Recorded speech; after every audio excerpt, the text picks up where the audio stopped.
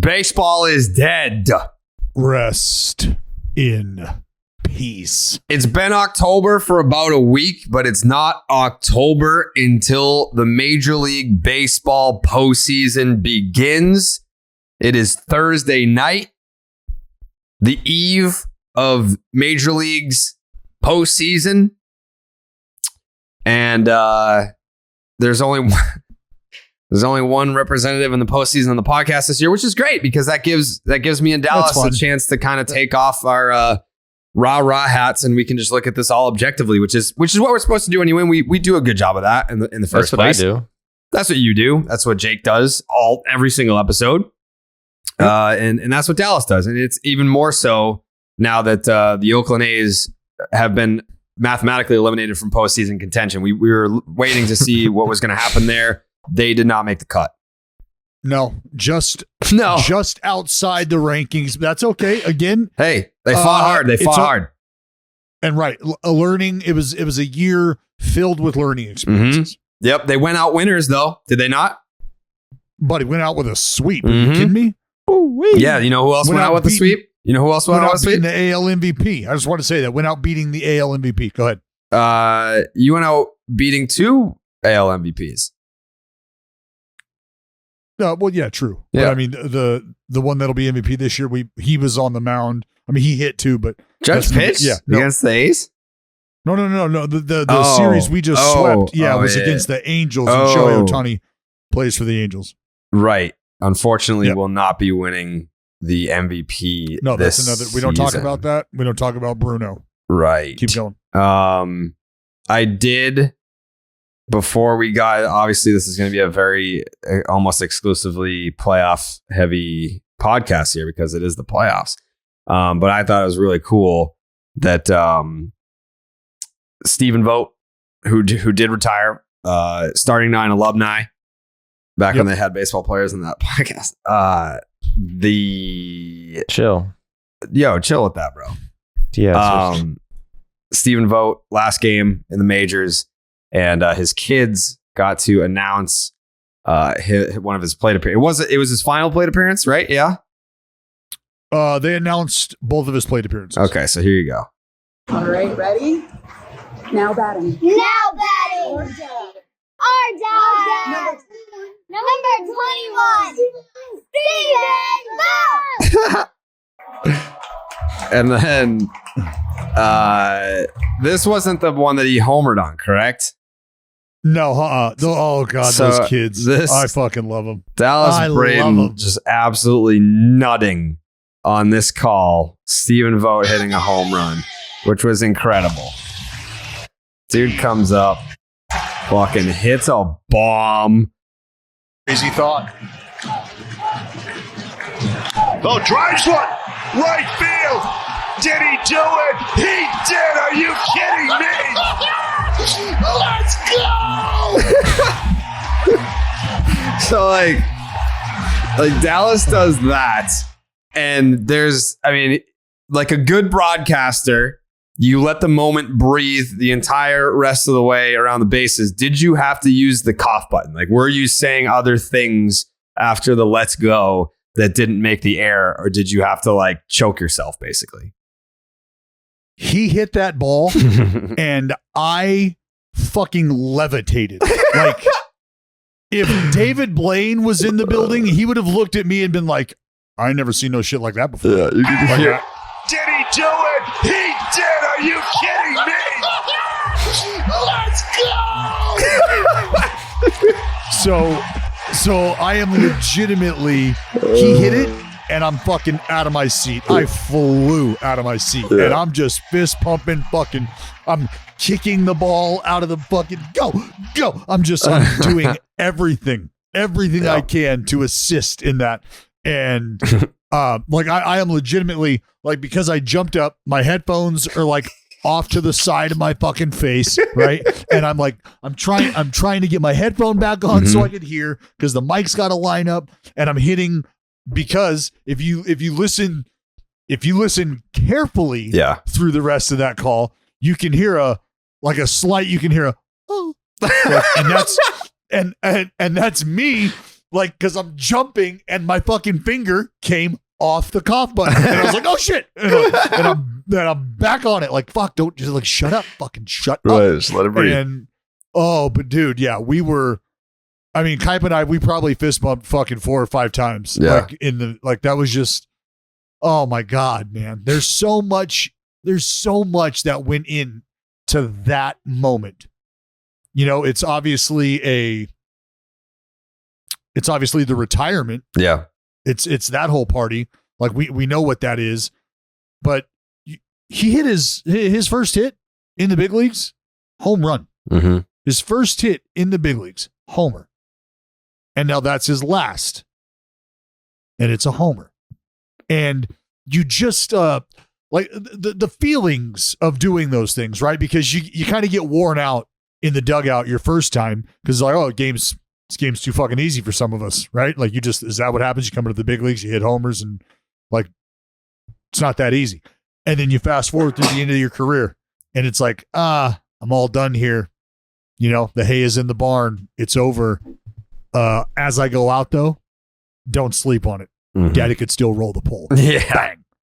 You know, yeah. and just because he's such a good dude. He's such a quality human being. You want things like that. You know, I always say good things happen to good people. Mm-hmm. And that in this case, I mean it. In this case, it's true. It's real.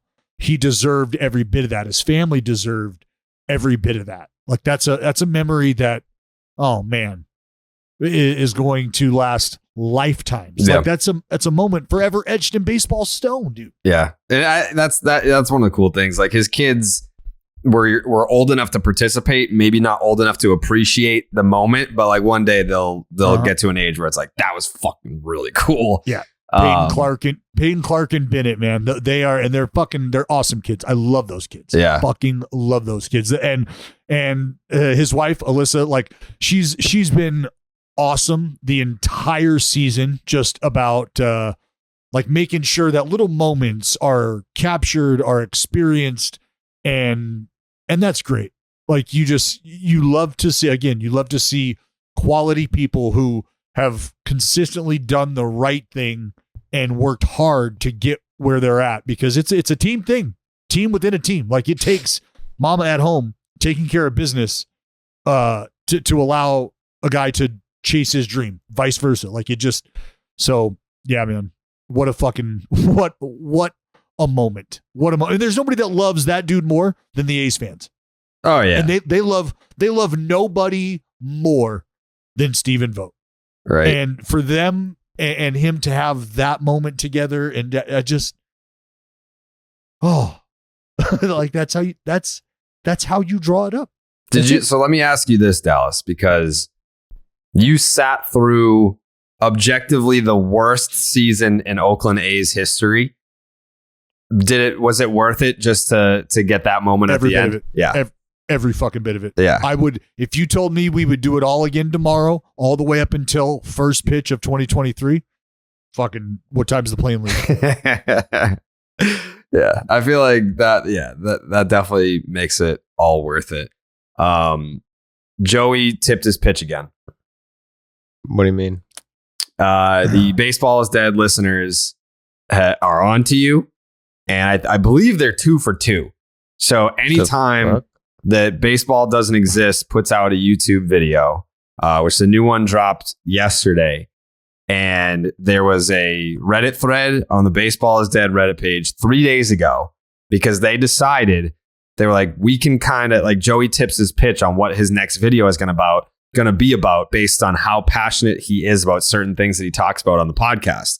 And someone posted, I'm almost certain I have the balls to say that the next Baseball Doesn't Exist video is going to be about the history of cheating in Major League Baseball. I've picked it up from the last 2 or 3 episodes.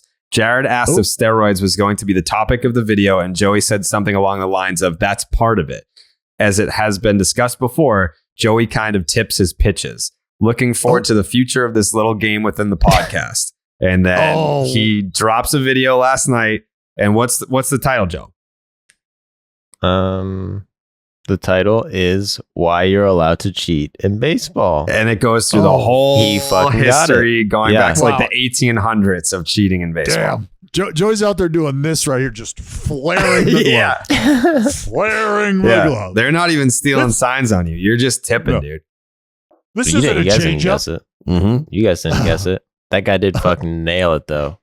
buddy, because They're on we you. got teammates like those guys listening that get to second base and let us know what's coming. Mhm. They're all about cheating, though, so it's not that impressive. Miles, but Yeah, it's a pretty eye-opening look at the history of. I mean, So what I believe with my baseball takes, like this whole Aaron Judge thing and Roger Maris Jr. being a little bitch, and Barry Bonds is my home run king. Jesus. I was one of the first guys to be like, get the fuck over it with the Houston Astros thing. Like cheating doesn't really like. I'm not a pearl clutcher as it pertains to cheating in baseball. I think that if you watch this video that Joey put out, you'll be like, why am I so fucking triggered by the Houston Astros in 2017 or like the steroid era? Not like baseball has a long lineage of cheating. It's part of baseball. Part of baseball is to cheat. I have said it my entire life. It's ingrained in the DNA Yeah. of the game. Since It the is 18 ingrained goddamn hundreds, Dallas. in the DNA. Oh, buddy, you're preaching to the choir. that's Yeah. the funniest thing is like the shit they're accusing Altuve of doing with the buzzer happened in 1898. The same shit. It's It all does that. Well, dude, it continue. It'll repeat itself. It'll always repeat itself. Yeah. Always. It's just on a new level for that time. New utensils. Yeah. New, like that's nothing at all. Cheating- that is lost on anybody. Cheating is That as plays much a part of baseball as the sacrifice fly. It just is. Yep. And I mean, I've It been will talking to some dudes around the league this year about like the sticky stuff, which Joey did a video on that too, like being back and how no one cares. And I mean, that's just a fact. Like, I don't know that dude. it's spider tack, but like dudes are definitely using sticky shit again. No one cares. No one's talking about it. Like it was a fun little story last year where people were like, here goes baseball again with the cheating. Like they can't stop cheating. It's like, yeah, no shit. Like it is what it is. I don't know how much time we want to spend on that, but like, just think about how much the checks in between innings have differed from the very inception of this thing, right? There were some guys we saw just Dude, they were wiping a inspecting hand. guys' dicks in between innings last year, and now they'll tickle your palm and be like, "You're good." That's it. That's what I'm saying. They've gone from and even in that time where they were like, where Sergio Romo was like, yeah, fuck, I guess I'll bend over if that's where this is going. Yeah. But they've gone when that was happening. There were other folks who were just like, show me your hat. Like, show me your fucking, let me just ask you, are you cheating? No. Yeah. No. That All right. works. That sounds good. Like that was the spectrum of that. And now the spectrum is still that because this year we've had an individual actually run his hand and his fingers through James Karinchak's hair, right? That has happened. He unfollowed And- me this year. I think it was because and the Red Sox fans were taunting him. I didn't have anything to do with it. You had a lot to do with that. And that's probably at the same time, you've got umpires just going like this, just hand me your hand. All right, swiping your hand, and that's it. See you later. Like actually, even in the act of like walking by, like, hey, you just stop, we'll keep going, walk, whoop, see it, gone. Yeah. Like what? So as everything in baseball, and Joey, I'm sure you've seen this in your research with these videos, that it's all going to boil down to umpires enforcing it. I mean, I wouldn't be. I'm predicting a crackdown 2.0 because I think we're getting You back think to spider so? tech levels. Like if you check spin rates month to month, we're basically back at what we were at 2020, right Well, before here's- it like here's- spiked in 2021, and then it went. We're back up to like right before 2021. Well, let me tell you this. Teams had, there was a memo. There was a memo that went around, This year, and there were meetings. Absolutely. in 2022, like halfway through the year. Yes. Really, Mm-hmm. that's news You to asked- me. Well, I know. Mhm. Ask Ask any player. Mm-hmm. Ask any player. What did it say? So, well, I mean, hey, Joseph. Jesus. What did it the say? You're idea- allowed to do it because everyone started doing it more after the memo. Because it's gone just a month to month, higher and higher. What, spin rates? And Yeah, spin rate. It's Yes. every month it gets higher. so now what baseline would you use? Are you going to go back to 2020? Are you going to go back to 2021? Are you going back to the start of 2022?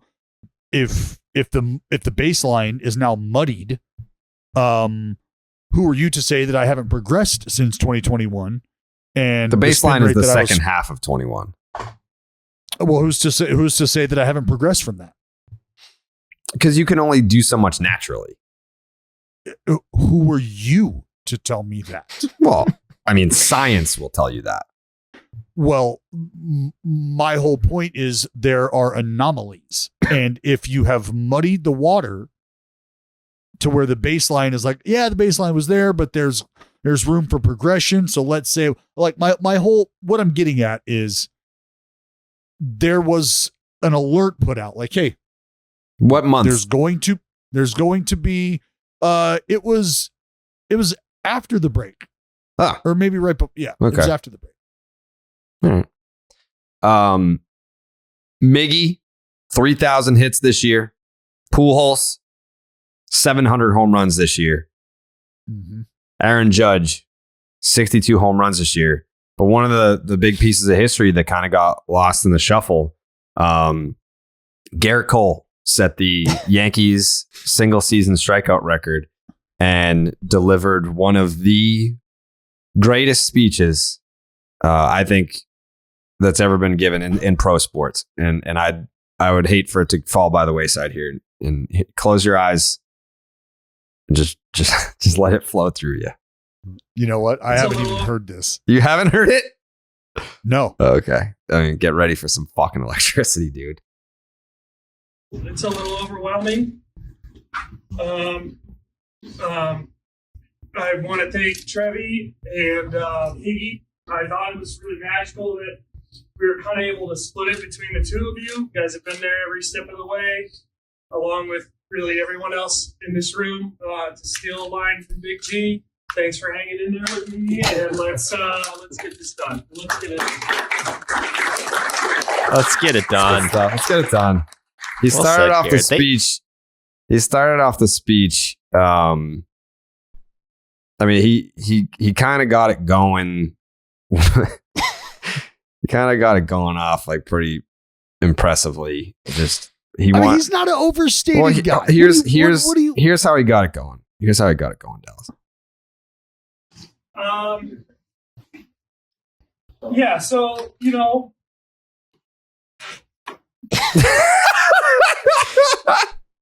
You taking him out of context. I'm bro. not. That's what he said. That's not edited. That's not the hate. That's not edited. I believe you cut it off right No, before. No, but that's- that clip is that- hilarious come because on. they cut it off right before he talks and he says, okay. And it just sounds like it's so funny. Then you got to have a. Yeah, so, you know.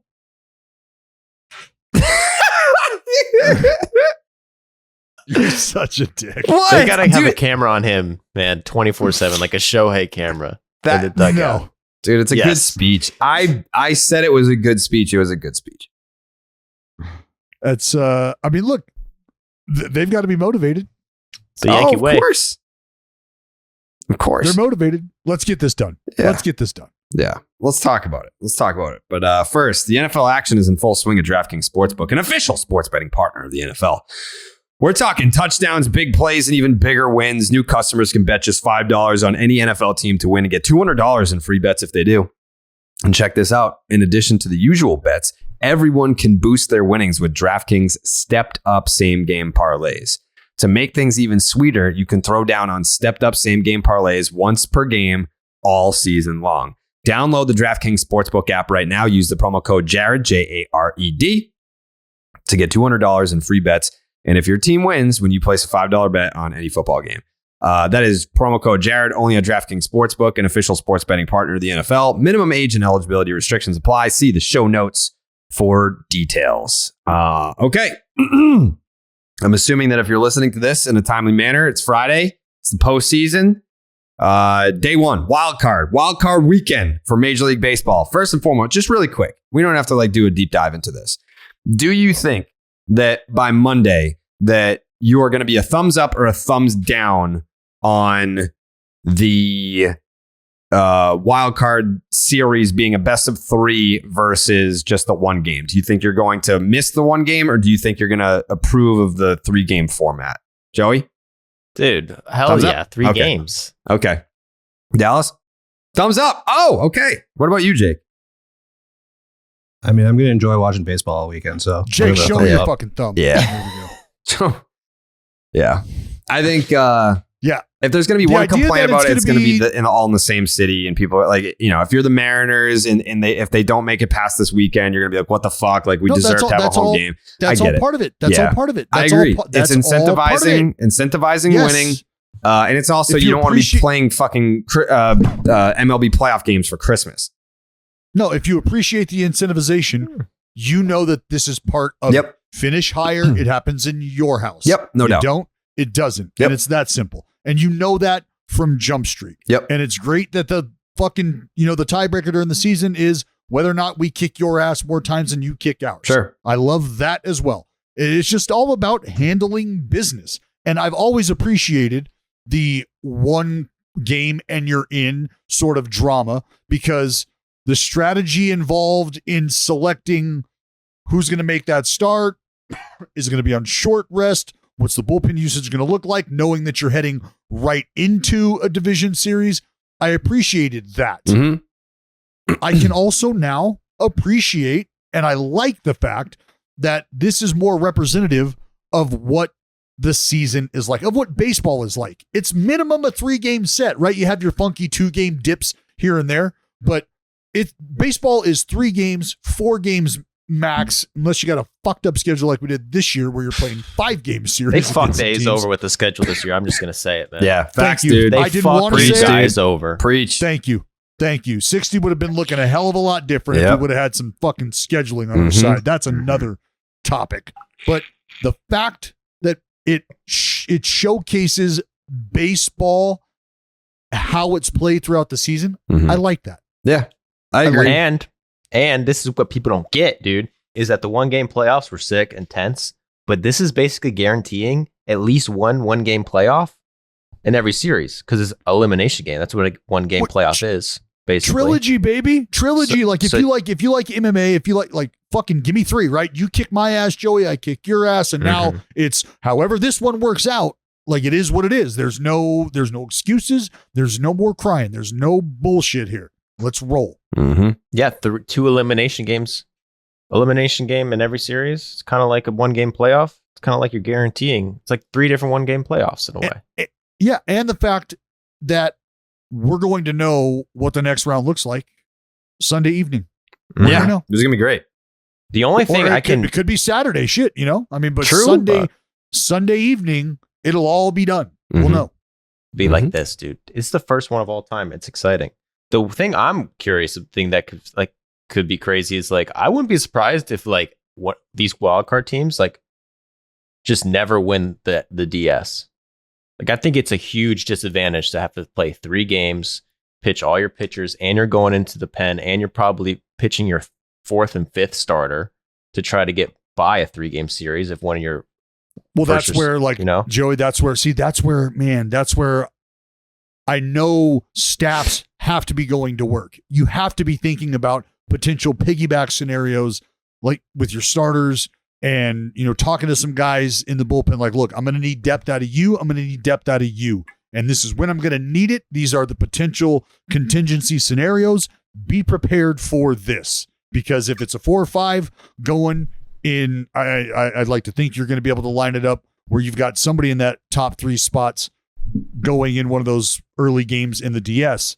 Should for whatever reason that not be the case, because rest and whatever, that's when you got to have those guys in the bullpen ready. Those early games in the series. All right, let's get into it. I didn't want to spend too much time on the fucking 3-game thing. I just want to know where you guys are at. I'm excited for it. I think it's going to be great. And again, it all comes back to incentivizing winning, which was one of the things that we talked about during the CBA. It's one of the things that the players were complaining about. Like, the winners need to be rewarded more, losers need to be punished more. And here we are, wild card weekend. And if you are not in a place where you have a better record or you didn't win your division, because division winners do have to play in this. If you have the worst division record, you will be playing wild card weekend.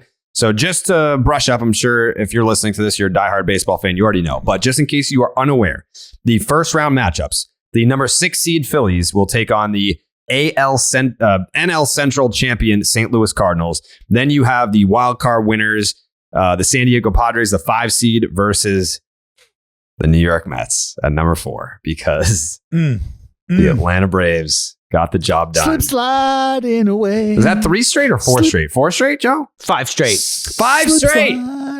5 straight NL East crowns for the Atlanta Braves, who have the number 2 seed. The Braves stepped up in the and beat National League side of things. Then on the left side, the American League side, you have the number 6 seed, and they wanted this. There's a lot of speaking of which, I didn't even get to tell you this.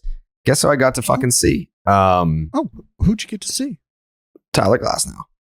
Shut the front door. Mm-hmm. Did he see you back? You're going to think that I'm exaggerating, right? I'm not making this up. So, no, I believe you came in your pants. I fully believe that. So, like, picture this. Try and like paint this picture, right? So, you know how like in those like dramatic like love movies where like they're at both ends of like the beach, and then they run towards each other in slow motion, and then they just embrace once they get. That's basically what happened. Because Tyler Glasnow is a gentleman, and I texted him. I was like, hey. I was like, let me know what your schedule is. I was like, I'm just chilling in the dugout. It was raining, so no one was taking BP. So it was a ghost town. No one was out there. He's like, we got a meeting. I'll hit you up when we're done. So this fucking gentleman, it's raining out. I have to be on TV. I'm wearing a suit and my hair's looking perfect. You know, he has beautiful hair, but you know, it's not a start day. He's wearing a hat, whatever.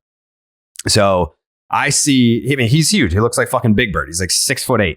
See him come out of the Rays dugout. You guys ran up, you guys hugged, you nuzzled into his fucking belly button, you stuck your nose right in. He comes out of the Rays dugout. I see him come out of the dugout and he starts walking over. I'm like, this guy is going to walk. Instead of being like, hey, I'm ready, come over to the Rays dugout. This guy walks out of the Rays dugout and starts walking over to the Red Sox side. You know what? I was like, for that, I'm going to get up, go in the rain, and I'm going to meet him halfway. So I get up out of the Red Sox dugout. We start running towards each other, and then right behind home plate, we just embrace. We just embrace. We hug each other, and then I wanted to get out of the rain, so we went into the Rays dugout. We were just chopping it up. It wasn't raining that hard, right? You weren't. It was raining pretty hard. The tarp was on the field. Yeah, tarp was on the field before the game on Tuesday. Got to see our old friend Pete Fairbanks. Yes. Yep, he's a fucking beauty. These eyes. They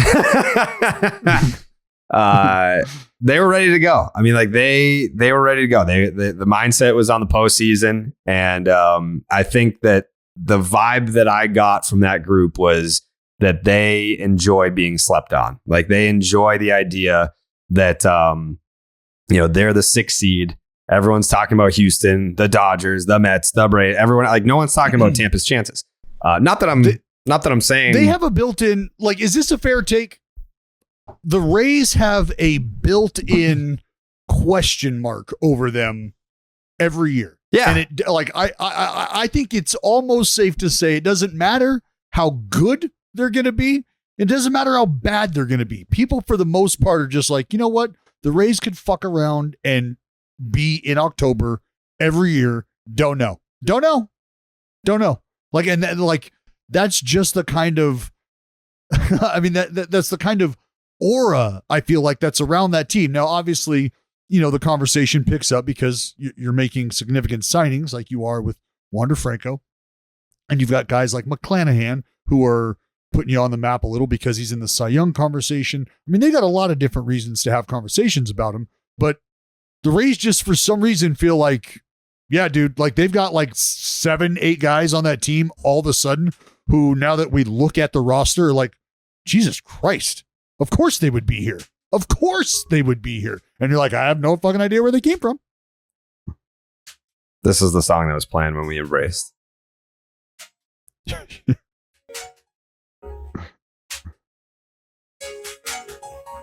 Chariots of Fire. Mm-hmm. Dun, dun, dun, dun. Well, I'm glad you were able to embrace. I mean, Glad you were able to. you thought that like the Stephen Vogt moment was beautiful. You should have seen this. Don't do. We just held each other in the rain. Will you turn this fucking shit off? We ran towards each other in the rain and embraced at Fenway Park behind home plate. You maybe have been running. Yeah, I think you're stride link to stride link this. I mean, he's so tall that like when I hugged him, my fucking lips were on his dick, and it wasn't by choice. No, what? He's a very tall individual. But yeah, people are sleeping on the Rays. Do you guys know Rays. that Tyler Glasnow can zip his zipper with no hands? Just use his fucking Carrabis' face. Yeah. I love them. Anyways, number 6 seed Tampa Bay Rays are playing the AL Central champion Cleveland Guardians. I've seen a few brackets from MLB experts that have the Guardians like Moving going on. Yeah, like moving on to like the ALCS. Yeah, I've seen a lot of respect for the Guardians from analysts. Well, I mean, they do have one of the only, I think 5, maybe there's a little more than 5, 6 guys maybe to eclipse the 200 inning mark. They've got one of those dudes. MV Beebs, the guy that I picked to start my team, 23. Yeah, that guy. Yeah, they got him. How does McWinsey Seemingly going game 2? I think it's slotted that way. Yeah. And then no Plesac because he broke his own hand. Yep. Okay. Then you have America's team, our Seattle Mariners, Your the number 5 seed, our Seattle Mariners making it back to the postseason for the first time since 2001. They will head to Toronto to play the Blue Jays. So I think that's going to be an outstanding matchup. If you were to ask me what is the wild card weekend matchup to tune into, Seattle, Toronto. Now, I don't know did I share this take last time we talked about this? Because we were talking about these teams who are motivated by their fan bases. Mm-hmm. Those are both two loud. I mean, that's why it sucks that you're not going to get a home and home, but those are two of the loudest places to play in October. So here's my I don't know if it's a take. It's just maybe a thought. The teams that are motivated by loud fan bases, by the passionate energy that starts pumping through the ballpark, right? Pittsburgh. You're sensitive to that. Mm-hmm. Like that shit matters. Ask Russell Martin if it matters. It creates a completely different layer to the experience. And when that's in your favor, that's a layer of armor. You're impenetrable. Mm-hmm. Like you can get motivated. Like I'm telling you right now, it was the first fucking inning. And with 2 strikes on the first hitter of the game against the A's, the fans were on their fucking feet. It's the first batter of the game. Wait, what are you talking about? Where? The Mariners. Oh yeah. In Seattle. So yeah. If you're sensitive and open to that kind of energy, when it's not in your favor, you can't. I wonder if it's as easily dismissed when it's not in your favor. Mm-hmm. Because as an individual, it can vary, right? I can process people yelling at me and telling me how terrible I am and how many times they've had sex with my mother and blah blah. Like I can, like that's all good, whatever. Other people I don't might believe not be that's able to true, by the way. well, it's true. It happens. It's happened. Mm-hmm. It has happened, but like I don't think that they were telling the truth. No, they were not telling the truth. Mm-hmm. Really, it was impossible. Yeah. But as a team, if you can't process that positively, does that subject you to TBS, which is an acronym for tight bunky syndrome? It's also a channel that'll have MLB postseason baseball, baby. Oh, Hey-o. Yeah, that fucking that bunker, that tight bunky syndrome. Yeah. Oh, people are yelling. Yeah, Mariners are on choke watch. You can't fit a greased Bro. BB up there. There's fucking. How do you process it? So Pump the brakes there. the Mariners. I hope that the passion and that the energy translates. I hope it translates into Canadian, and I also hope it's got its passport and makes it across. And I hope it travels. They Hope lifted they're the vaccinated. COVID thing, right? You don't have to be vaccinated to go to Canada right now. No, you're good to go, but Okay. you still need a passport, which is Yeah. why I didn't say anything about the COVID vaccination. Right. Yeah. Got to have a passport to go to Canada. That's facts. Unfortunately. Unfortunately. Yeah. So how do we So want to do that's- this? Do we want That's my to take. do we want to Well- go like day by day, or do we want to go series by series? Yeah, series by series. Day by day is a little aggressive. Series by series. Okay. Just to paint the picture, because I'm sure a lot of people are listening to this on Friday. If you're listening to this Friday morning, you have Rays Guardians are leading off. And I believe that's what they were talking about on Tuesday. The Rays guys were like, I think we have every fucking 12 o'clock game in the series. You're going to get Rays Well, it's a 10 a.m. Guardians. game. That's a fucking morning game over here on the Western. Yeah, that's tough. That's tough. But you're Wait, gonna so get they're playing that in Cleveland. So isn't Cleveland Central Time? correct. Yes. That's So 1 they're o'clock playing there, at right? 11 a.m. Oh, it's 11 a. Ooh, It's 11 start. that's brutal. If you're the fucking Guardians, you Yeah, won the that's what we division, call you a got to play an hang 11 with 'em. a.m. Yeah. Jesus Christ. As the 3 seed, you don't get any respect as a 3 seed? No, No one respects None. Cleveland. none. You don't. Yeah. This is all they- about they viewership. have- They're no. like, hey, who's going to watch? Like, what? Like, they rank them in order of like, who's going to watch this shit? So you've got 12:07 p.m. Eastern, Guardians Rays. Then you have 2:07 Eastern, Phillies Cardinals. Then you have 4:07 Eastern, Mariners Jays. And then you have the premier matchup, which is not even really the premier matchup. I would still say that Jays Mariners is the premier matchup. But Mets Padres are at 8. Padres. So there's a 4-hour gap there. Everything else was 2 hours leading up to that. And then you have 4 hours. They probably just want like, all right, you guys have been drained of all your energy. Why don't you go get a nice dinner and come back for fucking Max Scherzer versus you Darvish? So I was going to say something here, and we don't need to dive into this. The playoff games are probably going to be 3.5 hours long. That being said, side note, just keep track and remember all the postseason moments that you get hyped up about, right? The at-bats, the conversations, making sure we're on the same page, mound visits, step-offs, pick-offs, and shit like that. Okay? Put yourself on the clock. Put the game on a separate clock. 15 seconds. 15 seconds with nobody on base. Those pitchers, they got to go. 20 seconds with a man on base. Just think about that as you're watching these games unfold. That's all. That is something that I because I know like the last Red Sox game, a lot of it was about Dennis Eckersley, his last game in the broadcast booth. A lot of it was about Xander Bogaerts. Is this his last game with the Red Sox? A lot of it was about JD Martinez. He's probably not coming back. But I'm sitting there thinking like, this is probably the last time I'm going to see a defensive shift at Fenway Park. Holy shit. It's just Yep. dawning of a new era. Dawning of a new era in Major League Baseball. All right.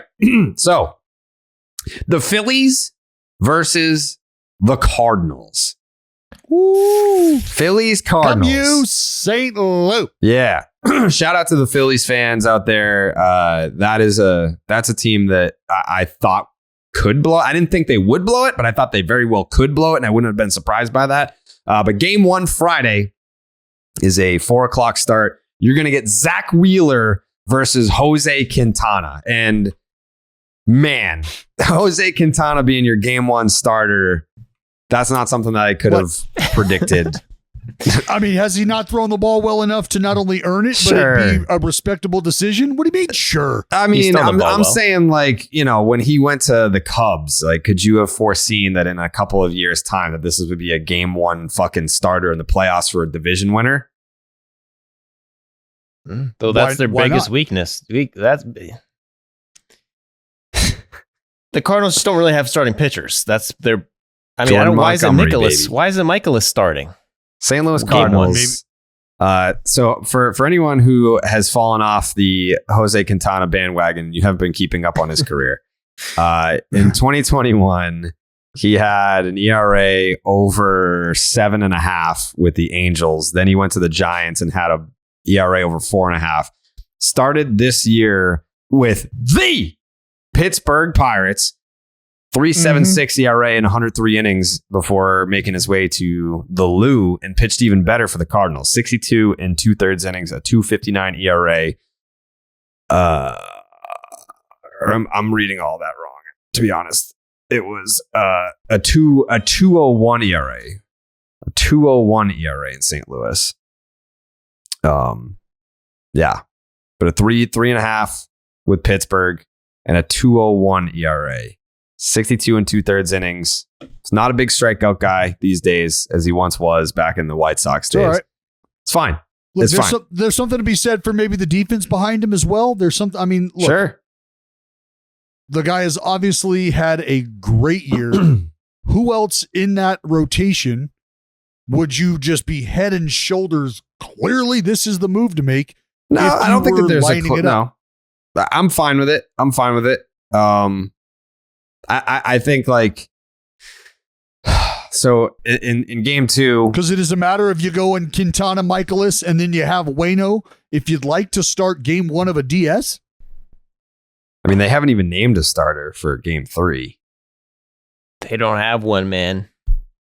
Am I crazy? Is Jordan Montgomery hurt? No, he's not hurt, but he's been struggling. Okay, so he's not. I mean, they haven't named a starter for game three, so maybe that. I mean, they haven't. Waino's not one of them either. So What about Flaherty? well, And they got Fla- options. Yeah, they got options. They got a lot of guys who they don't really trust, but if you combine them all together, then maybe. Jordan Montgomery. Jordan Montgomery was wheeling and dealing when he got to the St. Louis Cardinals. Gave up 5 runs to the Atlanta Braves.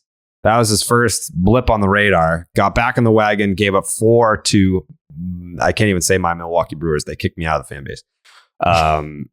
Gave up 4 to the Brewers, 6 spot to the Dodgers.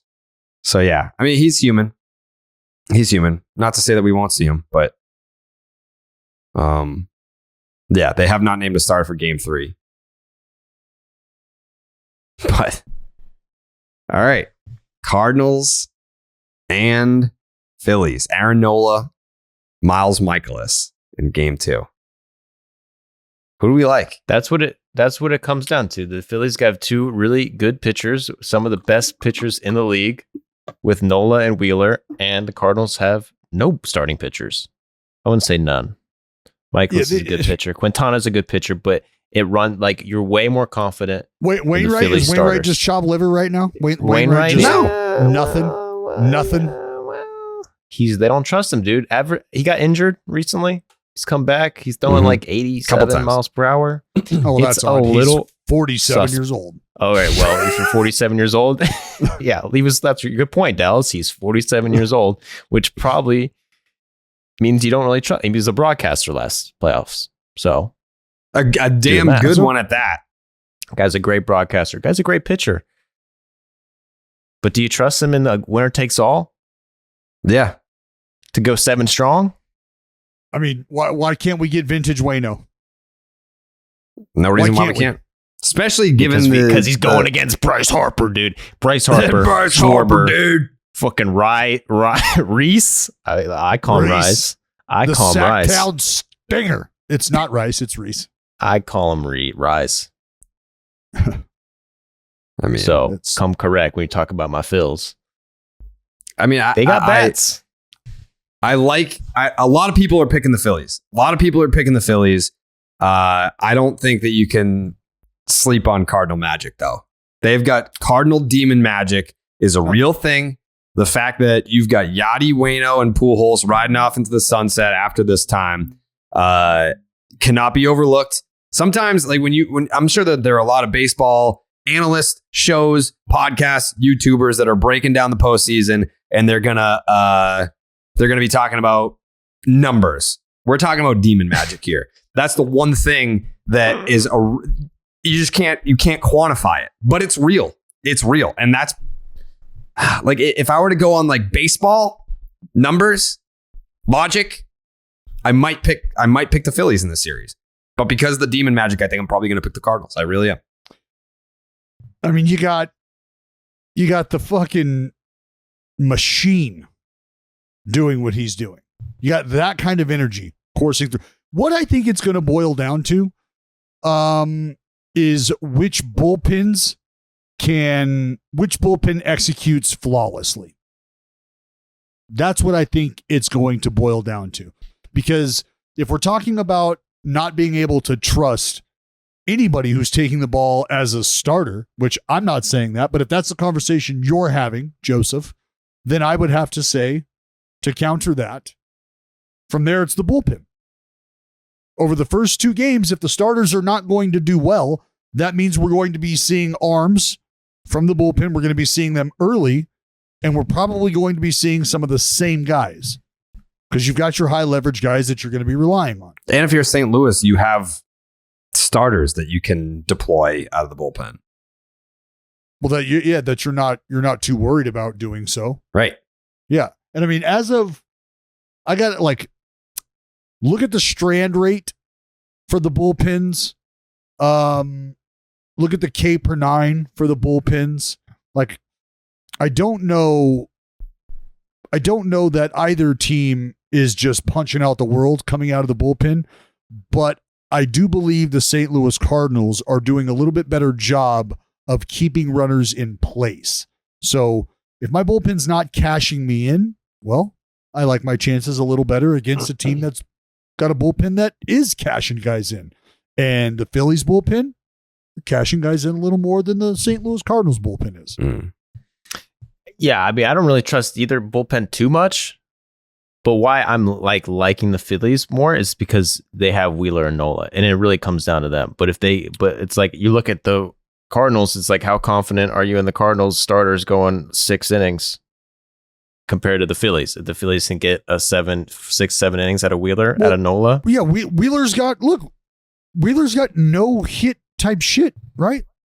Like that's what you want to be rolling out there in the postseason. Like you like that. That's what we're looking for in the bullpen is guys that can just stifle a hitter like nothing. No, I don't care about a ground ball. Make the fucker swing and miss. That's what you're looking for in the bullpen come postseason time. That's what you would love to have if you got that in the starting role. And that's what Zach Wheeler represents. Bro, so, Cardinals just fucking pitch Helsley every inning. Right? That guy. Are you prepared, by the way, for his 107 mile an hour fucking fastball? That and like his like people are just gonna discover for the first time his entrance, his act. Like he's been doing this for a while, and it's fucking awesome. But the fact that it's gonna be on national TV for a playoff game, everyone's gonna be like, "Oh, this is really fucking cool!" Like, yeah, it is. It's awesome. Yeah, it is awesome. I don't even know what his entrance is. They just like black out the whole stadium. And I'm pretty sure they play Hell's Bells, which you can't, like if you have a Hall of Fame reliever that uses that song, I don't think you can repurpose it. But I mean, when your last name is Helsley, like I guess you can use Hell's Bells. Oh, dude. Anytime they turn the lights off. Into it. Yeah. Anytime they turn the lights off in the stadium, like it's over. And if you're ticketing Helsley after that, yeah, I would like to see his splits home and away, knowing that. All right, they're turning the lights off. Are we going to make decisions here? Yeah. Okay, so I'm rolling Cardinals. And how many? I'm rolling St. Louis. I'll roll St. Louis in 3. Okay. Joe? Phillies in 2. Wow. Damn, not even close. Hey, not even close. Well, huh? I would say it's close. What I'm thinking is clearly I it's think not. They won the first 2 games and now it's over. a close 2 games. Okay. Very close 2 games. And I'm just thinking the Phillies' best chance is to win. I don't trust the Phillies in Game 3, but I like Aaron Nola. I like Zach Wheeler, so I'm going 2-zip Phils. Wow. We'll see you in Atlanta. Jake, do you want in on these predictions, or you just Sox? I mean, I'm Sox, but I'm going to watch it, so I'll predict. Okay. What do you like in this series? I got Cards in 3 too. Cards in 3. Got a babe. Jake's a good baseball man. He is. Jake knows ball. What about Schwarber, man? The fuck? He was a Red Schwarber- Sox last year. I know, and he's also an October legend. Doesn't matter what uniform he's wearing. Man, that being said, I think I'm also going to go Cards in 3. Let's fucking go. Yeah, I'm Come going Cards in 3. on board, boys. Yeah. That's some Cards sheep. in You 3. guys are the sheep. The flight You guys are shit. I'm Sorry. glad, dude. I'm glad that you picked the Phil. Someone had to. Next up, Mets Padres. I feel like everyone has the Mets penciled in for the division series against the Dodgers. No one has given the Padres any love. But in Game 1, Friday night, you will see, as we previously stated, Max Scherzer versus Yu Darvish. In Game 2 on Saturday, also, they are not the, I guess, still a prime spot, 7:37 on ESPN. You will get Blake Snell, and the Mets have not named a starter. The Mets have not named a starter. You know what? I feel like is this a DeGrom? Is this a Bassett move? Yeah. And the Padres have not named a starter for Game 3. That's interesting. That's what they're weighing right now. I'm guessing the Mets strategy is if they win Game 1 with Scherzer to save DeGrom, hopefully win Game 2 with Bassett, and then have him for the DS Game 1. Well, look, man. I mean, that's a dangerous game to play. If you're looking towards the division series, like, it sucks, but but it's smart because he has a blister, so maybe an extra day is smart. Who's got a blister? DeGrom. Oh, okay. Well, look, I'll say this: DeGrom's last 4 starts.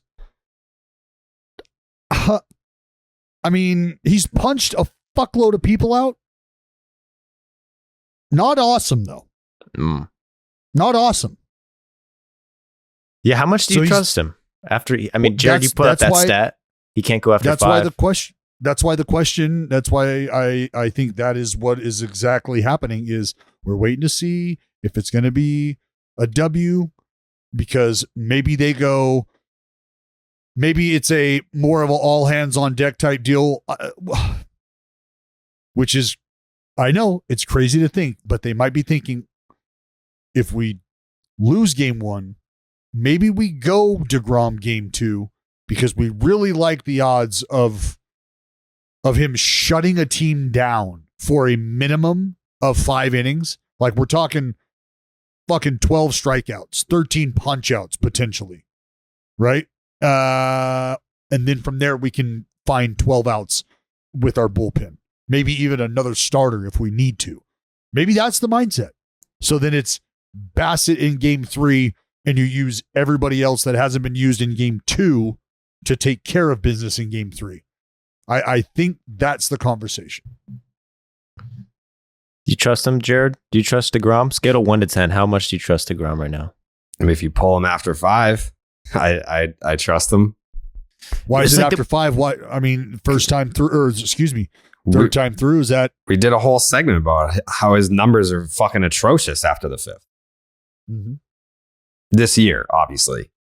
Yes. But then the A's also broke him, so I don't even know if I can trust him 1 through 5.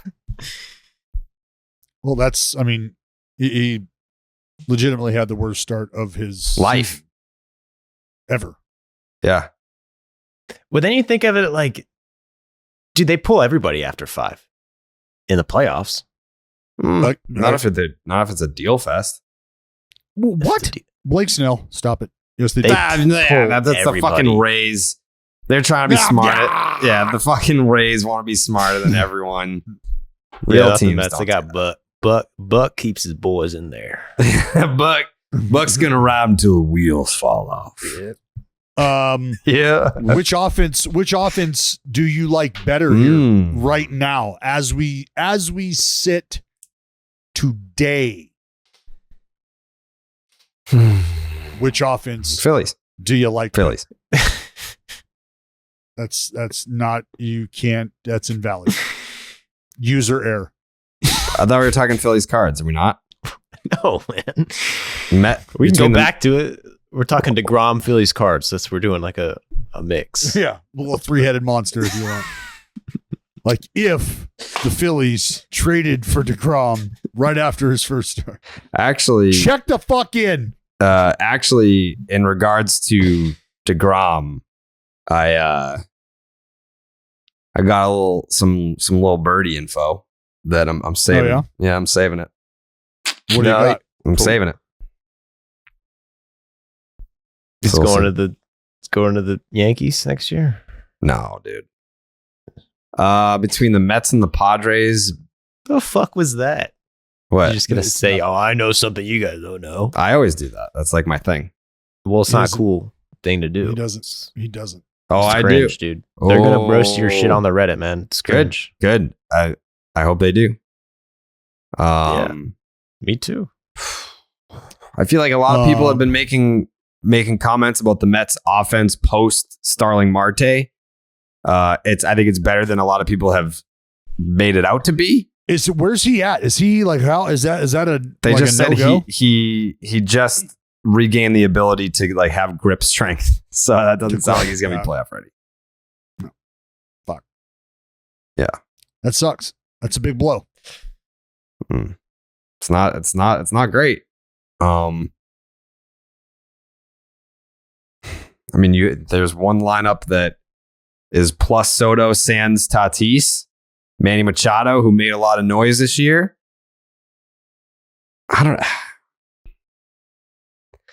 Then you go back to the beginning of the year when Joey digs up the numbers in the Mets offense and how they're just lucky. Are they just lucky? That's what Joe said. Yeah. Well, look, how about this? Over the last 2 weeks, the New York Mets have hit 16 homers, scored 63 runs. They're hitting 291 as a club. Mm-hmm. San Diego Padres, over those same last 2 weeks, they've hit 12 homers. Mm-hmm. They've scored 56 runs. Mm-hmm. So just 6 less than the 63 of the Mets. They're hitting 251 as a team. Slugging 391, while the Mets are slugging 461. I feel like for a big chunk of the season, the Padres offense was Manny Machado plus everyone else. Yes. I feel like the Mets can kill you in more ways than one. When guys are going, I mean, fucking Jeff McNeil, congratulations. Batting title, baby. Yep. Nobody picked him coming into the season. Nobody picked him. 326, was it? 326. Yeah. I mean, he doesn't even use a bat, low key. How do you win the batting title, guys? Swinging a fucking 2x4. Right? Just a fucking fence post. Old school, man. Old school guys love him. Yeah, the correct answer is the Mets offense. Yeah, it's got to be the Mets. Yeah, it's got to be Mets. But what I'm saying, though, is that like in a short series, Juan Soto, if he's grabbing his nuts like it's 2019 and shit, I mean, Manny Machado is Soto enough to single-handedly take down a team in a best of 3. Yeah, definitely. Well, that's where that's where you're gonna have you got to have one of those dudes clicking. Got to. Correct. Because otherwise it's just a circle me AB. Like this guy's the one that we don't let beat us. Correct. And that's more than likely going to be Machado. So you're going to have Juan Soto figure his shit out in this series and go off. You can't pitch around both of them, but you can pitch around the one guy that you can't let beat you. So there's more than one guy in the Mets lineup that can beat you. And wouldn't you say that this is kind of set to be kind of a low scoring series for sure? If you got DeGrom and Scherzer, and then you have not if you're the swinging A's, baby. Yeah, Darvish and maybe Snell, who are both maybe killing it last month. Could be fucking Joe Musgrove. Has not pitched well since signing the extension. Yeah, Really? yeah. Hey, postseason's a new season. Baby. New season. You're right. Are we all in agreement that it's the Mets? Yeah. So are we picking the series now? Yeah. I'm going to say Mets and I'm three. going to say Mets in 3. Yeah. A couple of Mets and 3s for the boys. Mets in 3 as well. Jake? I got Mets in 2. Mets in 2. Ooh. Okay. So you say they're going to be Jake and Kara business, huh? Oh. That's a stupid pick, man. Why would you say that's so dumb? What, Mets in 2? Yeah, 2. It's 3, bro, obviously. I don't know. The Mets. The Mets. What do you know mean? No, that- you just said 3. I don't think it's a stupid pick though. The Mets could come out banging, Especially if it's banging. you're sitting from a different perspective because if it is Scherzer, DeGrom games 1 and 2, you're sitting there as a Braves fan being like, Scherzer, DeGrom, like, that's not a big deal. That's true. Yeah, Well, as an A's, yeah, like you said, you're as an A's fan. I think the same thing. Right. It's not a big deal. Like I could see why other folks are scared of that. That's Yeah, not here in the town. but for the dads, it's a different task. All right, so we have the Braves taking on the Cardinals. Unless you're Joe, you get the Phils, and then we have the Doyers versus the Mets in the division series to round that out. On the American League side, before we get there, a message from our sponsors, Win Reality. I'm going to talk to you about Win Reality, the VR baseball training application available on the MetaQuest 2 that gives players access to unlimited game speed reps no matter where they are. You can even use your own bat, and which I've been doing, by the way. I have the attachment that goes on the bat. I've been using no free ads, but I've been using an Axe bat with it. I said this before, Dallas, and I know that you don't believe me, but if Axe bats were a thing back when I played, I'd be, I don't know, 10 years into my big league career right now. Maybe more. False. Huh? No, you'd end up blaming the lack of a handle somehow, some way, and they'd be like, "Dude, that was the whole fucking idea. There's a whole idea." You're like, "Yeah, but now it's not. I don't like it." The Win Reality pitcher library consists of 600 plus pitchers from 8 and under to pro. From the release to spin to the speed, hitters get the chance to study every pitch and then hit in the real game. Win Reality gives players of all levels a variety of workouts that are focused on pitch recognition, timing, and decision making. Win Reality is used by a majority of MLB teams, including the St. Louis Cardinals NL MVP frontrunner Paul Goldschmidt. It's also used by hundreds of colleges across the nation. Hitters love it. Coaches rave about it. Parents love what it has done for their players' enjoyment of baseball.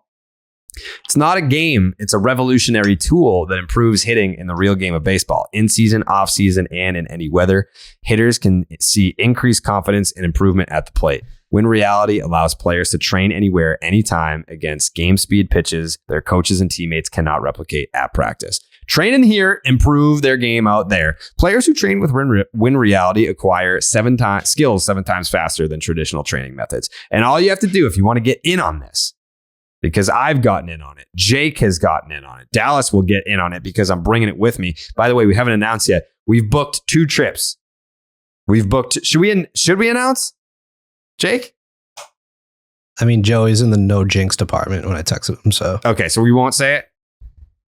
yeah, let's not say it. We've booked. I mean, you want those arrows? Hold on. Yeah, you're right. We've booked 2 trips. Nothing for the wild card. But I mean, like, we should just fucking go to Philly. I don't know. I would go to Philly. I mean, well, they're not see playing what you into did there. the wild card round. We don't have anything booked. The division series, we have 1 city booked, and then the league championship series. I won't say which league, but for the league championship series, we also have another city booked. But those teams have to make it there. There's nothing guaranteed for our trips that are booked. But when we get there, all 3 of us will be there. Jake as well. All 4 of us will be there. And I'll bring my Win Reality headset, and we can just do that in the hotel all day. WinReality.com/dead to sign up today. That is WinReality.com/dead to sign up today. Are you guys excited about that? Because I fucking am. I just know that with my luck, those 2 teams won't get to where they're supposed to be in order to facilitate those trips. I'm going to be so fucking mad. I hope you understand what you've done. I didn't do anything. You think you haven't, buddy? Oh, buddy. What?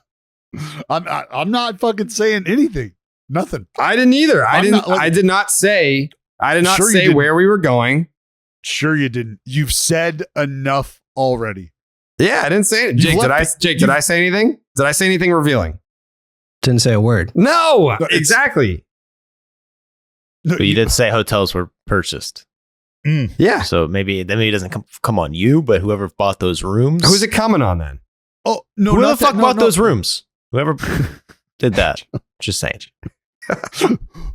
Who- You're going to have to tell the people. Yeah. After the fact. I don't have to And- tell anybody shit. If And they'll know that you put that energy out there. No, I didn't. Before game one. Yes, you did. No, I didn't. Yes, you I booked didn't. the fucking rooms. I mean, that's what everyone does for like the Super Bowl. It's like, oh, like if your team makes the playoffs, then you that life book or you're not about that life. you book the fucking city that the Super Bowl is in, and then if they don't make it, then you cancel the room. That's how that works. This is not quite that same. Yes, it is. Because you've chosen a specific city. I've chosen 2 specific cities. And It's 2 different teams. One team has to make it to the LCS. One team has to make it to the League Championship Series to go there. And then another team has to advance to the Division Series for us to go there. We didn't say a team. We didn't say a city. We didn't say a league. Nothing. So there's no jinx out there, by the way. well, you're going to have to tell the people. I'm not telling anyone anything. Why you're not where you're not when you're not there. I'll just pivot and I'll go somewhere else and be like, we fucking nailed it. I'll just lie. Mhm. You're talking to a guy that just like advocates cheating in baseball. You think I won't lie to like protect a jinx release? I know you will. Of course, yeah. Absolutely. I have no integrity at all. Like here we are in sunny wherever the fuck. This is where we planned on being all along. I don't care. Such a scumbag. Yeah, who cares? Jake, do you care about that plan? No, I don't care at all. Exactly. Who cares? Nobody cares, Dallas. The only way this gets out, and I know that it will be like Dallas will be like, tweet out the receipts, Carrabis. Tweet out the receipts. We're in this city here. Were we supposed to be somewhere else, Carrabis? I thought we were supposed to be somewhere else. Oh, this doesn't look like blank. I thought we were supposed to be in blank. Oh, you booked the wrong place? Oh, what happened? Oh, they didn't make it past the wild card round, Carrabis? That's what you're going to say. I don't want to have to. Yeah, and I whatever. I'll just lie. I'll be like, no, this is where we're supposed to be all along. I'll book every fucking city for the League Championship Series. And be like, yeah, this is where. Like, look, here's the timestamps. We booked it way before. Oh yeah, I'll give a show us fuck. those timestamps right along with that fucking betting slip. Mm-hmm. 10 racks on the Guardians. Mm-hmm. I mean, I don't have to show you anything really. Yeah, because the truth's already out, dude. We already know what happened. Exactly. You lied. Guardians won the Central. I got paid out. Are you taking the Guardians over the Rays? Let's talk about it. You taking the Guardians over the Rays? Are you taking the? Let's talk about it. Let's start somewhere other than the mound. Okay. Right? Start somewhere other than the mound. Can't we just say what the pitching matchup is? Because it's a good one. No, No. We can't start at the mound. No. We can't start at the We're mound. not Can't start. All starting right, we're at not the starting the mound. All fucking right. mound. We're not Get starting the off mound. the All right. tit. All right. Get off the nipple. All right. All right, you ready? Mm-hmm. The Indians don't fuck. God bless it. Jake, edit that out. We don't want Dallas to get canceled. This guy said the I word. Mm-hmm. All right, you ready? Mm-hmm. The Cleveland Guardians. They don't swing and miss. Okay. They don't swing and miss. They're pesky, you're saying. They're pesky. Mm-hmm. They're pesky. I want to believe that maybe the lineup, maybe just maybe, can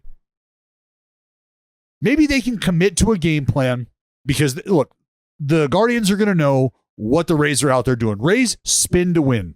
Straight up, they spin to win. And the numbers at points and times throughout their bullpen will tell you it's more than a coin flip. It's selling out to a game plan, selling out to a pitch, to a location. I'm going to get this. The numbers tell me I'm going to get this. So fucking saddle up. Well, they put the ball in strap play. in, They put the ball in play. and They're like the fucking 2015 Royals. And in a moment where you need pressure on the defense, in a series, in a postseason where you're going to need pressure on the defense, I think the Guardians can do that. I think if they continue to stick to who they are, because remember, this is, and don't quote me on this, I checked with our friends at Elias, which is a lie. The Guardians are the first team to clinch a postseason without a single home run recorded from their center fielder. How's that possible? It fucking happened. I guess. Rod Carew won a batting title without hitting a home run. So it's happened. I think he's the first and only to do that. But so one point that I want to make about the Guardians, because I know that a lot of people, I want to say FanGraphs has them as the lowest percent odds to win the World Series this year. The fuck was that? Who said that? Wow. Who said they had the lowest chance? FanGraphs.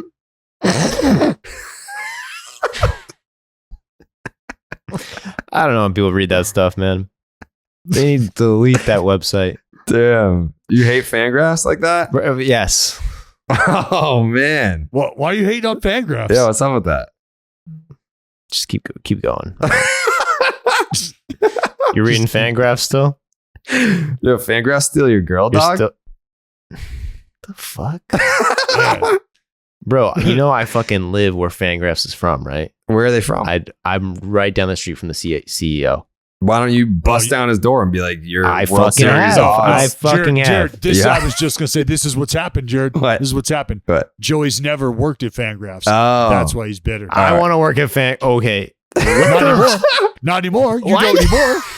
Not anymore. I mean, hey, I we all want had to work at dreams. FanGraphs. We all I had wanna dreams. work I at fuck FanGraphs. FanGraphs. Yeah. Fuck those fucking Dude, have you birds. I heard don't me want- talk about war? I fuck up. Every time I talk about war, I fuck it up. So know it shit about- sounds like a you No. problem. It's not a FanGraphs problem. Yeah, it sounds No, like I'm you just- absolutely made a U-turn when FanGraphs is like, look, you fucking nerd, you don't even know what war is. Right. You want a job here? Beat it. Mhm. And you're like, well, I guess I'll just start making videos. Mhm. So Oh, yeah, shout don't- out FanGraphs Yeah. for actually being your biggest wingman. Right. FanGraphs is my little bro. Oh. That's probably true. That's probably true. I bet you baseball doesn't exist does better numbies than FanGraphs. It's not all about the numbers. Yeah, it is. I'm just saying. I'm on to other sabermetrics. I'm on to other crazier sites. Crazier sites. You guys probably don't know. But Oh. okay, Well, It's like let's better keep than going. Baseball Savant. But baseball's fun. All right, yeah. Sometimes I go in there, but there's more. What do you mean I'm it's just saying. all right? That's all right. Savant, you got a lot of good information in there. Sometimes it's a little skewed. Be honest. Oh, It's what do you? owned and operated by MLB. Biased as fuck. Yeah, that's true. What algorithm isn't skewed? Come on. Well, I mean, look at Shohei's power numbers on there. Like, you think his exit velocity is that low? He's probably hitting them like 130. But you said it for yourself, Dallas. They're trying to get Aaron Judge as MVP, so they bump down certain people's numbers. You don't even. There we go. I have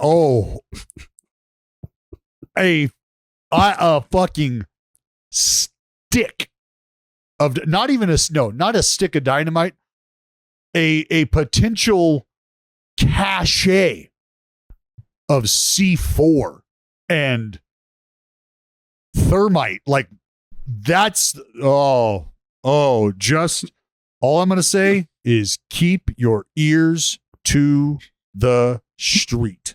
All right. What are you That's all talking I'm gonna about? say. Dude? That's all. Hey, you just did it. I'm just that's all I'm gonna say. What are you saying? If you look at go baseball savant, look at the numbers. If something's off, just take note. There's something going on with the numbers. We're just Bro, Anyway, wait, no, what's Dallas talking about? if he says he'll get fucking murdered, it's a big deal, man. Like, just move on. I mean, yeah, he'll- Jared, because it's not gonna come from me. okay. Did you see that there's a serial killer in Stockton? Sure did. What? The fuck's up with that Yeah. guy? What's his problem? What's he mad he's about? Obviously, he's not happy. There's Yeah. some things that he's trying to Did they catch get him? off his chest. That No. Oh man, No. you guys got to And the figure problem- it out.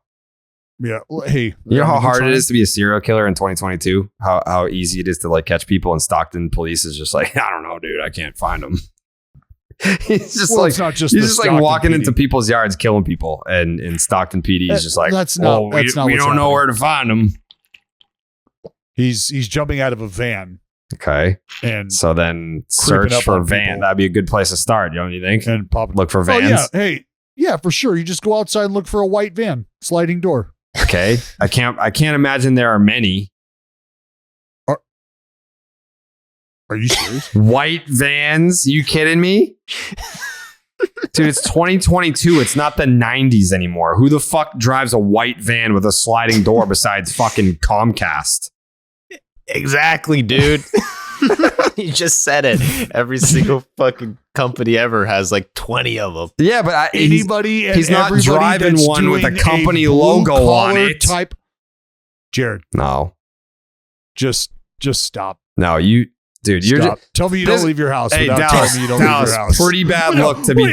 white vans? What do you mean white vans out in the world? Get out of Dallas, here. There can't be white vans in the world. Tough look defending a serial killer right now who's still active. Still active. So yeah, He's on the You loose. know what? You know who I don't want fucking looking for him? You.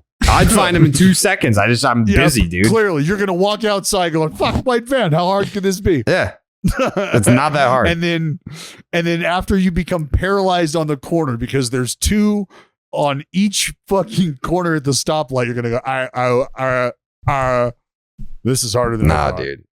I'd get killed by an A's fan before I ever got killed by this guy. Well, I mean, Maybe he's an A's fan. Jared, you fit the profile of his victims. What are they, just like huge and sexy guys? No, if I'm being completely and totally honest, Yeah. they are smaller, Oh, that's not me. Caucasian That's not me. / Latin males. I'm not Latin either. I have many friends No, in but the you're- community, though. your I'm basically like an honorary your member of complexion- the Dominican Republic.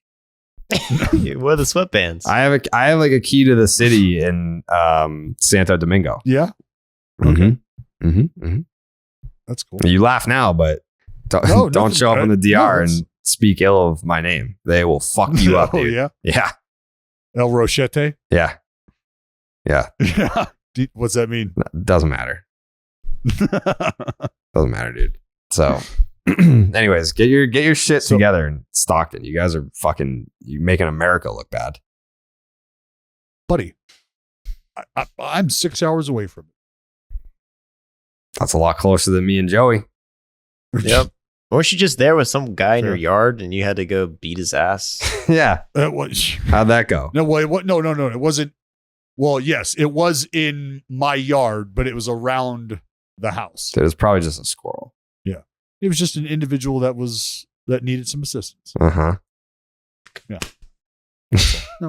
No physical. Stalking motherfucker. Yeah. No, 209, physical bitch. encounters. Yeah. Are you done? Did you beat up the dude in the yard and show him your fucking ab tattoo? Oh, you Buddy, wandered into the wrong neighborhood, brother. I'm from the 209. I Stockton, went to baby. follow up.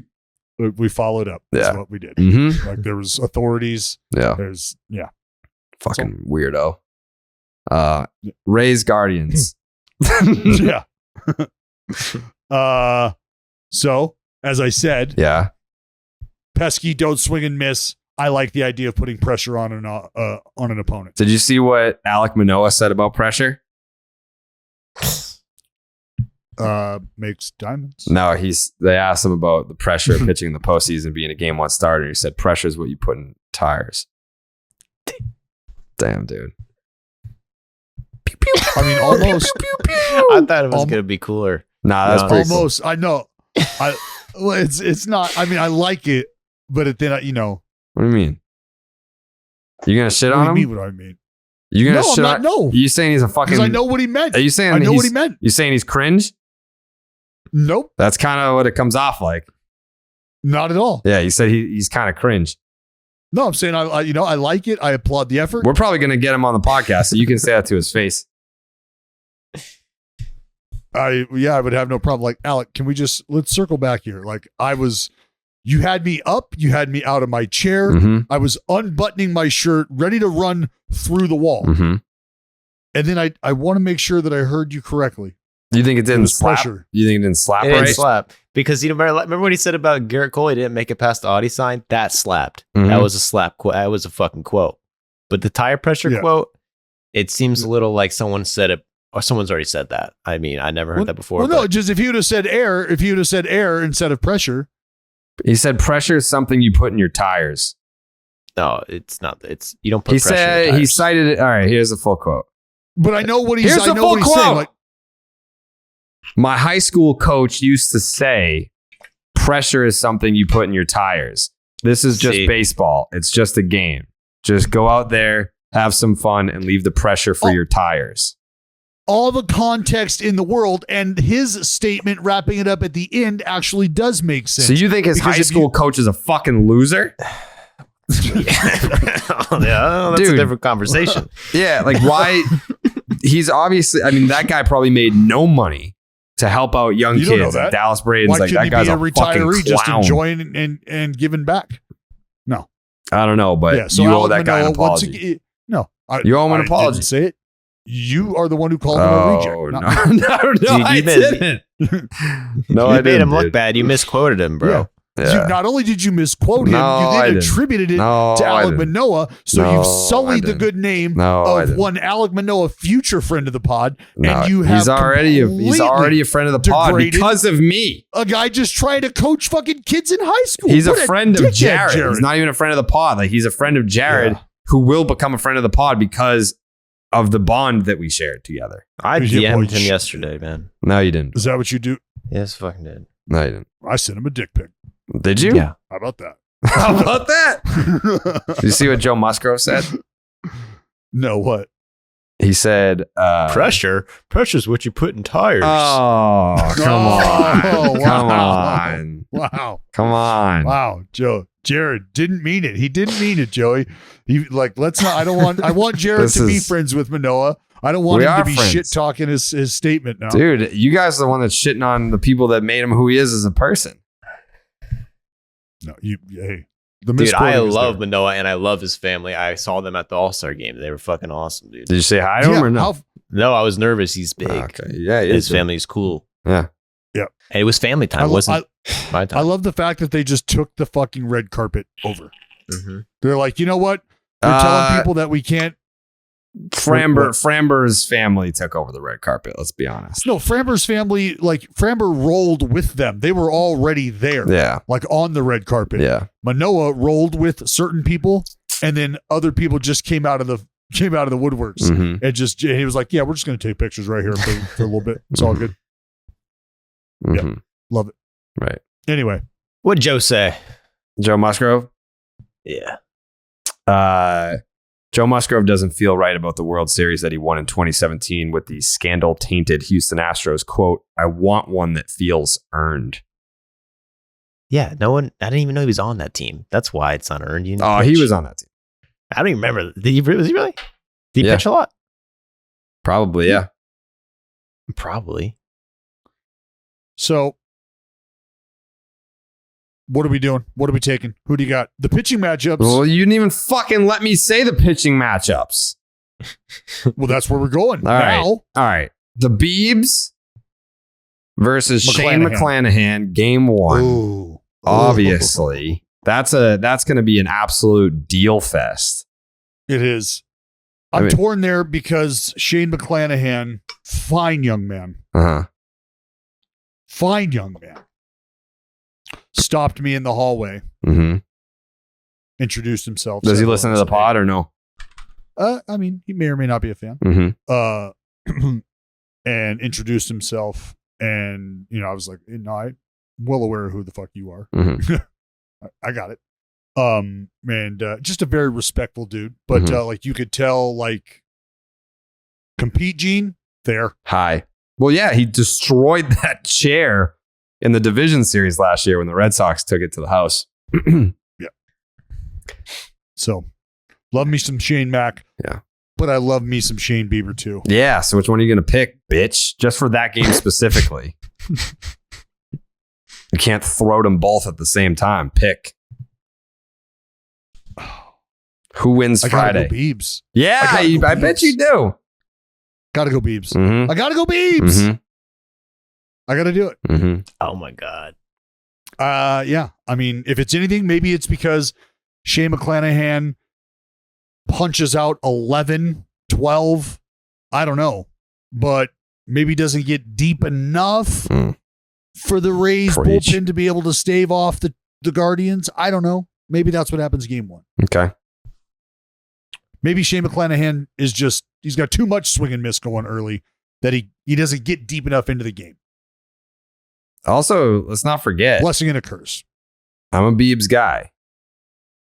But I think because the market, people don't, that start against the Yankees in 2020 in the playoffs.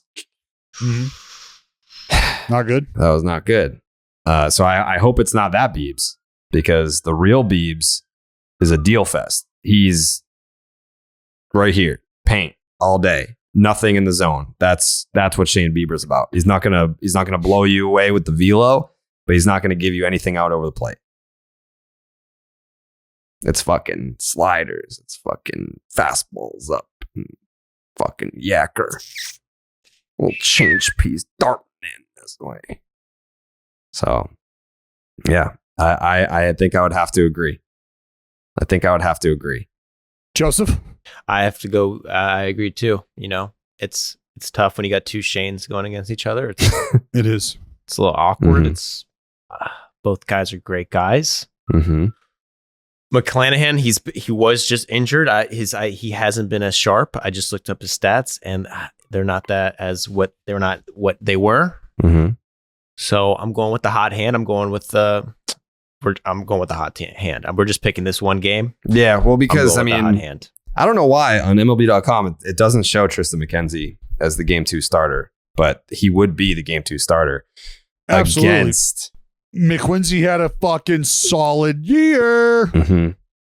But fresh off the injured list after Tommy John surgery. Is he going to be overthrown? Is he going to be too hyped up? Is he going to be too excited, No. Jared? Here's what, because he faced the Red Sox his last time out.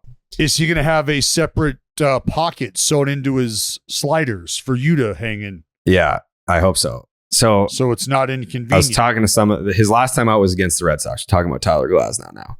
And I was talking to some of the guys that had just faced him. And what was the number one thing about Glasnow before he got hurt? You can't be a 2-pitch pitcher in the American League East.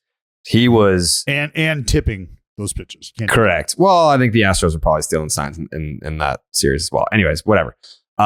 Before he was 98, 4-seam, and just like the 12-6 fucking hammer that he had. Did not have a third pitch. Needed a third pitch. And we thought it might have been the changeup. Now he's throwing a slider. And the guys that faced him on Tuesday were saying his slider might be better than his curveball right now. So that's something to be noted in this game, is that Glasnow, after TJ, the velo's back up to 98. I think he probably he went 50, 65. I don't know how many pitches he threw his last time out. I can check. But he might be on pace for about 80 if he can get there. So then 64. He went 50, 64, and yeah, so probably what? Like, would you say 75, 80? Yeah, right in that range. Maybe 4 or 5 innings out of Glass. And I mean, it's also against the lineup that has 0 pop. So there's your bullpen game. Also, wasn't his first time back against the Guardians? Yeah. Okay. His first time back, 3 innings, 2 hits, 1 earned, 1 walk, punched out 3, and then he gave up that absolute fucking cock rocket. But here's the thing though, is you don't want, you just said it, lack of power. Mm-hmm. Yes, there's a lack of power, but you don't want to just miss middle against a contact team. No, that's not. But I want to say the homer that he gave up was the first big league homer. So I don't even know if that kid's going to be in the lineup. So the dude that got him, I don't even think he's going to be seeing. Yeah, but he can tell his teammates what he's, he can give them the mindset. Right. You can give them the game book. plan. Exactly. Yeah. So do you got the Rays moving on? It's tough because I got them split through the first two. So it's going to go down to a game 3 and we don't know who the fuck's pitching. Game 3, it's going to be his either team. Oh yeah, they got Cal Quantrill is named for the Guardians, but no starter name for or fucking Savali, right? No, it is Quantrill. It's Quantrill. Yeah. But then, like, where do you go for Tampa? You can probably go like fucking Springs. They've got arms. Like, I'm not worried about who. No, you know what? You know what? Rays in 3. Rays in 3. Rays in 3. The Glasnow is a big X factor in the series. If they get like a star Glasnow appearance, that's like way better for the Rays, who have 3 solid starters. With I think all 3 of them have ERAs under 3 with Rasmussen, and Springs. So that's gonna be the X factor, man. But I'm telling you right now, bro, this isn't the same Rays team. They've lost like a lot of guys. They don't have Kiermaier. Nope. They don't have Brandon Lau. They don't have a lot of those people in the bullpen who they had last year. Mm-hmm. They don't have Zunino. Ryan Thompson's gone. Fireisen's gone. All these guys all these guys who were like no names, but they became names, or like the Rays are just like known for having. That was all. Yeah. Those are the arms on the clock. Like those were, when you talk about guys seeing different looks every time they see somebody, like that was what the Rays do. That's what they're trying to do. Yes. Their bullpen, and their bullpen's not as good this year. There's fucking ERA. I think they're like 14th or something. And they've been like number 1, number 2 for like 3 years. The Guardians, on the other hand, they got a nasty bullpen. They do got a nasty bullpen. I just wonder if the complete and total, because again, the power sprinkled. That's important. Not littered, sprinkled. You know what? Dallas, they can win it. Fuck it. Why can't they win 2 games without hitting a homer? Yes, they can. Fuck it. Let's go. Guardians in 3. Obviously, Guardians in 3. Obviously, they're the hottest team in baseball. Guardians in 3. And the point that I wanted to make earlier, it was always going to be the Guardians. The point I wanted to make earlier about the Guardians is I have been to multiple playoff games in Cleveland. We talk about Seattle. We talk about Toronto. It gets fucking loud in Cleveland. What if it's 11 a.m.? That's true, but they'll be lubed up for that, I think. 11 start, and and that's another thing to factor in. Shane Bieber in 2020 said, "I'm not shutting shit down. I'm not waiting to get ready. I'm not waiting for anybody else to tell me." His mindset is to laser focus in and go to work. So I'm not worried about him getting up at 11 a.m. and not being able to answer the bell. Not at all. Should we call him right now? He's going to be ready to deal. Get him on. No, probably not. Call him, Jared, dude. Call him. I'm going to call him right now. Call him. Jesus. What? It's not even that late, dude. Just leave the guy alone. He's preparing for a start. He's Shane on Shane. Dude, let me just call him. Do you think he won't pick up? I would not pick up. I would pick up. You guys are haters. Me? No. I mean, Jake, who you got in this series? I'm going to take the Guardians in 2. Guardians in 2! Oh. Damn, I'm the only one riding the Rays. Are we writing these down, Jake? Do we know? We're keeping track? We need to put our bracket together and like do a little bracket graphic. I already got mine right here. I'm down. entering to win 100K on MLB.com. Oh. Make sure you get your brackets in, folks. Get your brackets in. Perfect bracket. How are you gonna pick the team that ate popcorn in your face last year, dude, and you stuck it in their fucking mouths? Remember that? I do remember that. Yeah. It's a different Come on, team. It's a man. new year. It's a completely different team. Glasnow's back. Makes all the difference, babe. All the difference. All right. Seattle Mariners, the Blue Jays of Toronto. Yeah. But first, it's time to knock that new business idea out of the park with Shopify. Fuck yeah. Fuck yes, it is. It is. Truly is. It's about that time. The all-in-one commerce platform to start, run, and grow your business. Forget the off-season work. Shopify makes it simple to sell to anyone from anywhere. Whether you're selling warm-ups or wall hangers, it's time to start selling with Shopify and join the platform simplifying commerce for millions of businesses worldwide. With Shopify, you'll customize your online store to your brand, discover new customers, and build the relationships that create diehard fans. Shopify fields all the sales channels to grow a winning business. From an in-person POS system to an all-in-one e-commerce platform, even across social media platforms like TikTok, Facebook, and Instagram. And thanks to 24/7 support and free on-demand business courses, Shopify is your team every step of the way. It's how every minute new sellers around the world score their first sale with Shopify, and you can too. You can too. Shopify is the secret to becoming a business champion by making it simple for anyone to sell their products anywhere, taking the guesswork out of selling. When you're ready to take your winning idea to the world, team up with Shopify, the commerce platform powering millions of businesses down the street and across the globe. Try out Shopify for free today and start selling anywhere. Here's how you do it. Sign up for a free trial at shopify.com/Jared. That is Jared. Go to shopify.com/Jared to start selling online today. Shopify.com/Jared. All right. Now we got the last wild card series. Our Seattle Mariners, The surging seaman. America's team, versus the Toronto Blue Jays. This is, I'll be honest, I wish that we were there for this too. I'm telling you. It's time to party. It's all about, this is all about how the Seattle Mariners process the energy in the building. Can you process it? Can you filter it positively?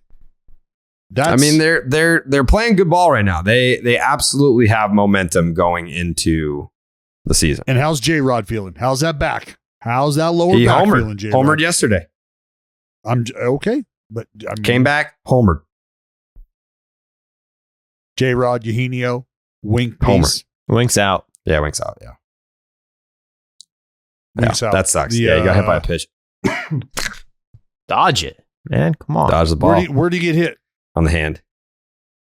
Oh, Yeah. Because he was running around out in the outfield, and it did not look good.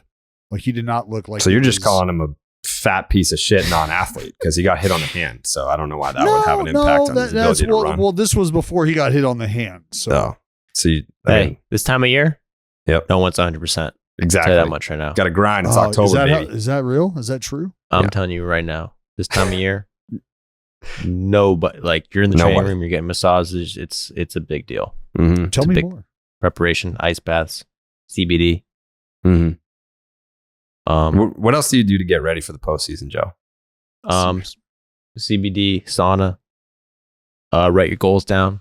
Mm-hmm. Who taught you that? Stretch. Write my goals down. Yeah.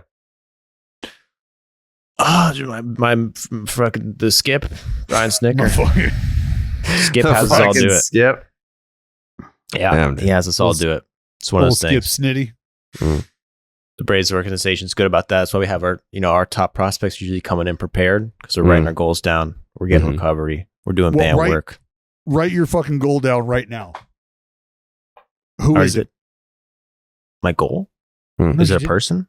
No, the Mariners or the fucking Blue Jays. Who's going to win the thing? Yeah. The Blue Jays. Just that simply, that easily. Yeah, the Blue Jays at home. You know what? I trust them. It just hit me, Dallas. It just hit me why Joe went against the grain when we picked the Cardinals and he went with the Phillies. Why? It's because You get- the Braves were only 4-3 against the Cardinals. Oh, And they were 11-8 against the Phillies. You don't want to see those. He doesn't want to see the Birds. He doesn't want to see the it Birds. don't matter who we play, dude. Whatever fucking red. We're not losing to a red team. I'll tell you that. There's no way the Braves lose to a red team. So you're on the record right now. You're not afraid of the Cardinals. No. What is this? 2019 Cardinals? You fucking laughing like that? Don't you fucking laugh like that? That was just such a dismissive cackle. Cardinals fans are clipping that. Oh, I see clip it, Jake. dude. Jake is writing down the timestamp right now to tweet out that video if the Cardinals eliminate the Braves. Dude, you you just son of a bitch. yeah, you might have just been the poster boy for that loss if that happens. I don't want to have to go to play a playoff series in a retirement home because that's what you're going to have to do when you play. I mean, come on. Let's call a spade a spade. They got freaking colored announcers, broadcast guys in the pitching staff. Are you talking about Adam Wainwright? Yeah. Yeah. I mean, he's good That's at it. it though. He's good at that. Yeah. But he's, But he's On- what? On the team still. he's 40-5, man. He's magical. Is what he is. He's older than Dallas. They're gonna He's You know what's 100%. crazy? Dallas's catcher just retired. Like Kurt Yeah. Suzuki just called it a career like a couple weeks ago, right? be mm-hmm. Yesterday, two catchers went Yeah. out. Same Officially game. retired yesterday. Yesterday. Did you hit him up? You say, hey, we could have went out together like fucking Wayno and Yachty. I broke No. down. Hold on, I gotta let my dog out. We'll get back to this. All right.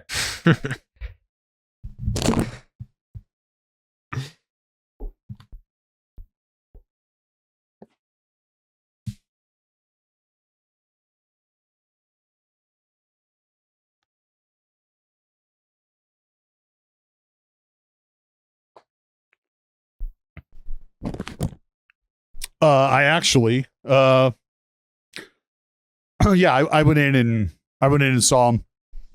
I saw him in the weight room, just talking shit to him. But yeah, I stopped off. We talked for, probably 15 minutes or so, Mhm. and then I obviously saw him other days in between, down on the field during BP. Yeah, like I just like to put some respect on that name, man. He was a walk-on at Cal State Fullerton. Mhm. Kurt Suzuki. He walked on Cal State Fullerton. Like, hey, you guys are the premier baseball program in the nation at the time. You got a spot for me? Probably not. What do you want to do? Catch? Yeah, I think so. I'm going to walk on. Like, he'd gone to camps and shit, but just think about that. Walking on to an All-American, to the Johnny Bench Award winner, to the big leagues, and 16 years later, calling it a career. World champion. Like, it's just a fucking incredible run for Zook. I couldn't be happier for the dude. Jason Windsor, who was on his college team, who was actually the MVP of the College World Series, he came out to the game. So got to see Wins, his sons, Zuki. We all got to catch up. So that was cool. Yeah, just a fucking solid moment.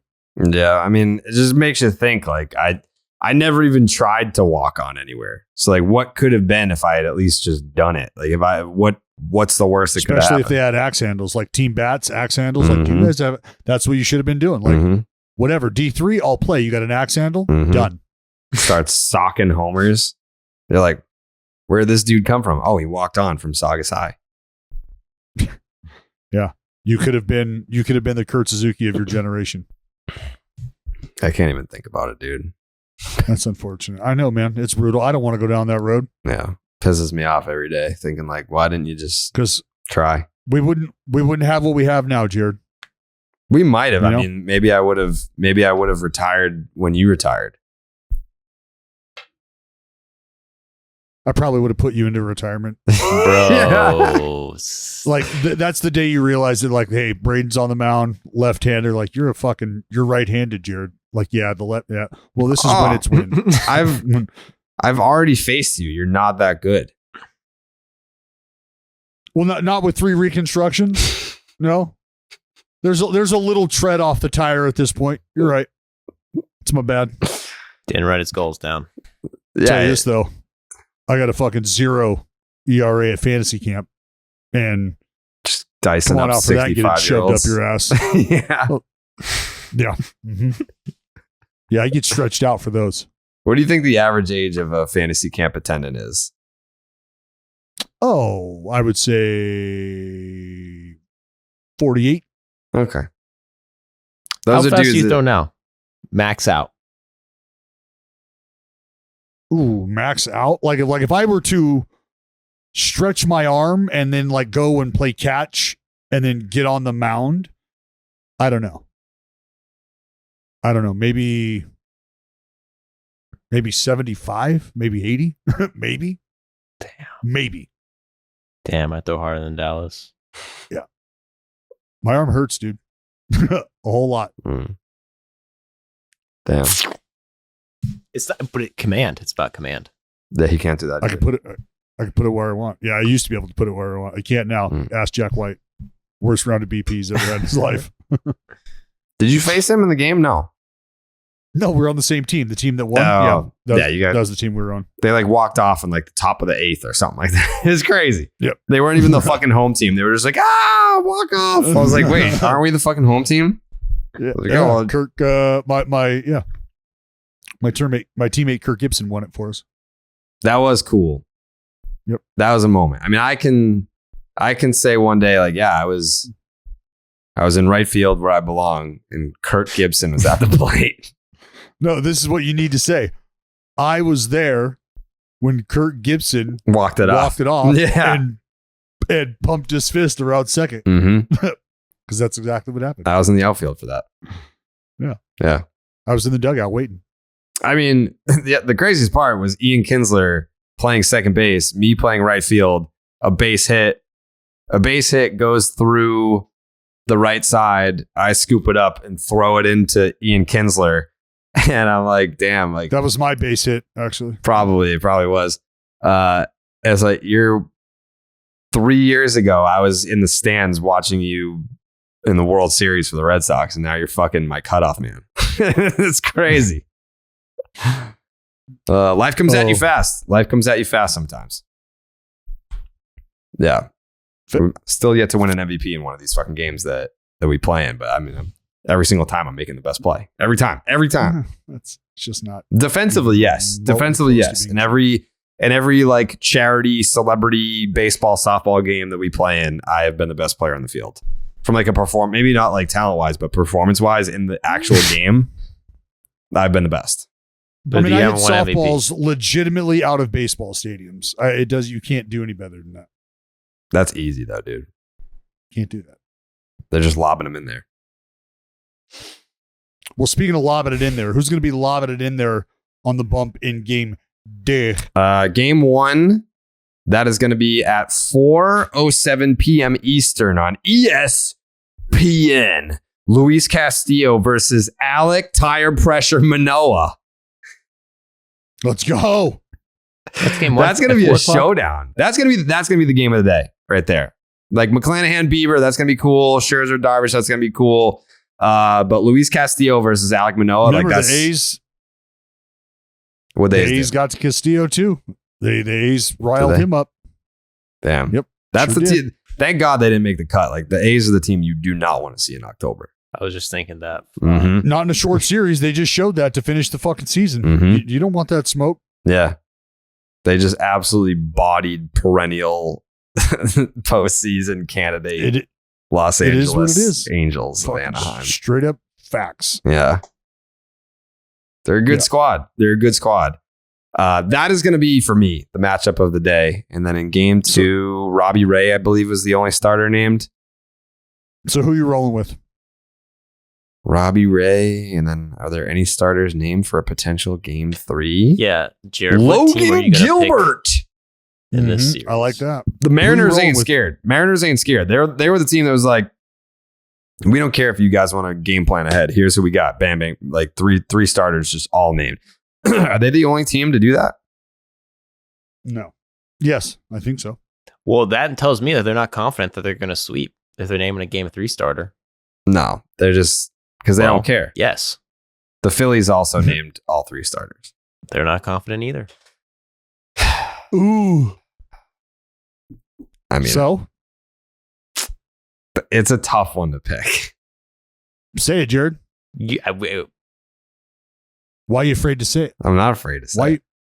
Why are you afraid to say it? I'm not afraid I mean, to say it. is there anything you've said earlier that could make you afraid to say it now? No. Okay. No. Let me look Okay. at the head to head. I want to see how they played against them this year. Well, you missing out? Have you heard of the Seattle Mariners? Dude, all right. Mariners in 2. Oh, wow. What? Wow. Mariners in 2, dude.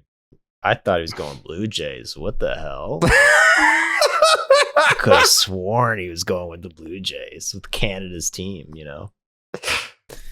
Canada's team versus America's team. What did you just see? What did you just see? They're, the He Mariners saw- are 5-2 against the Jays this year. Yeah, they swept them, I think, last time they played. Mm-hmm.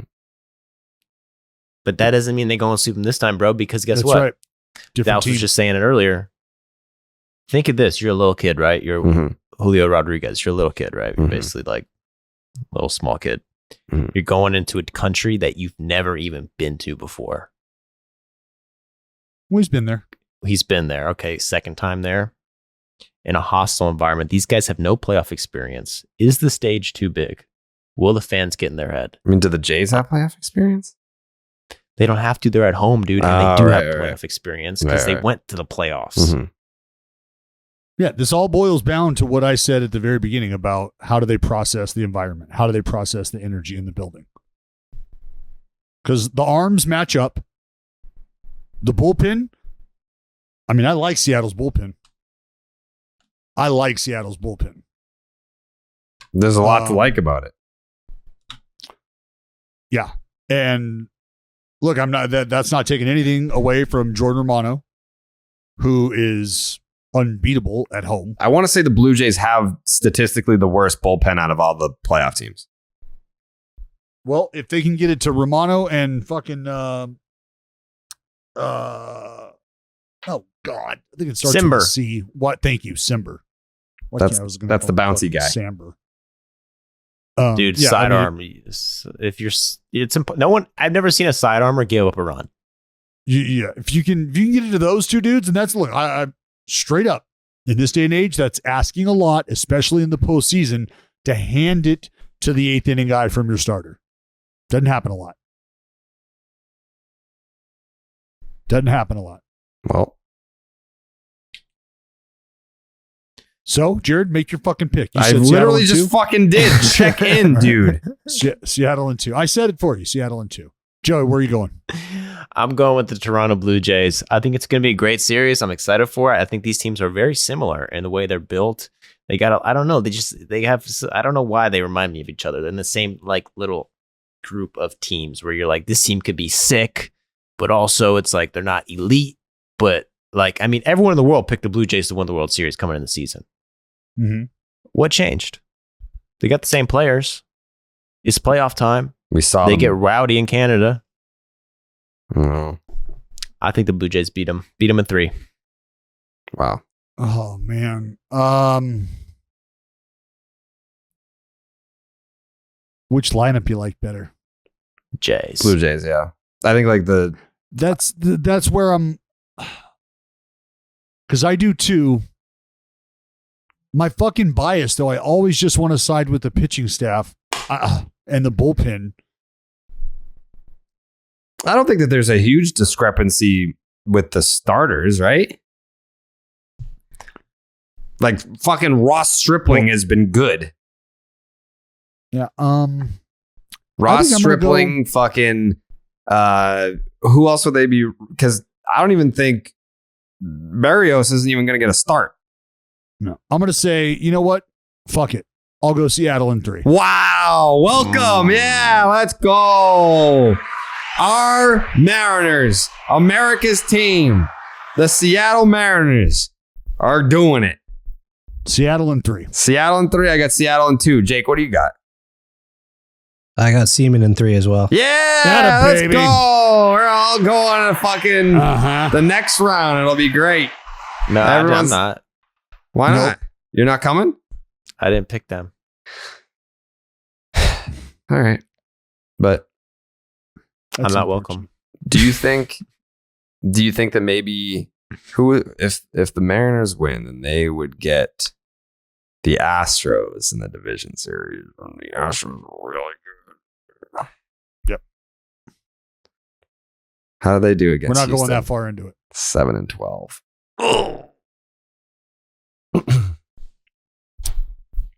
I did want to ask you guys. Would you want to ask us?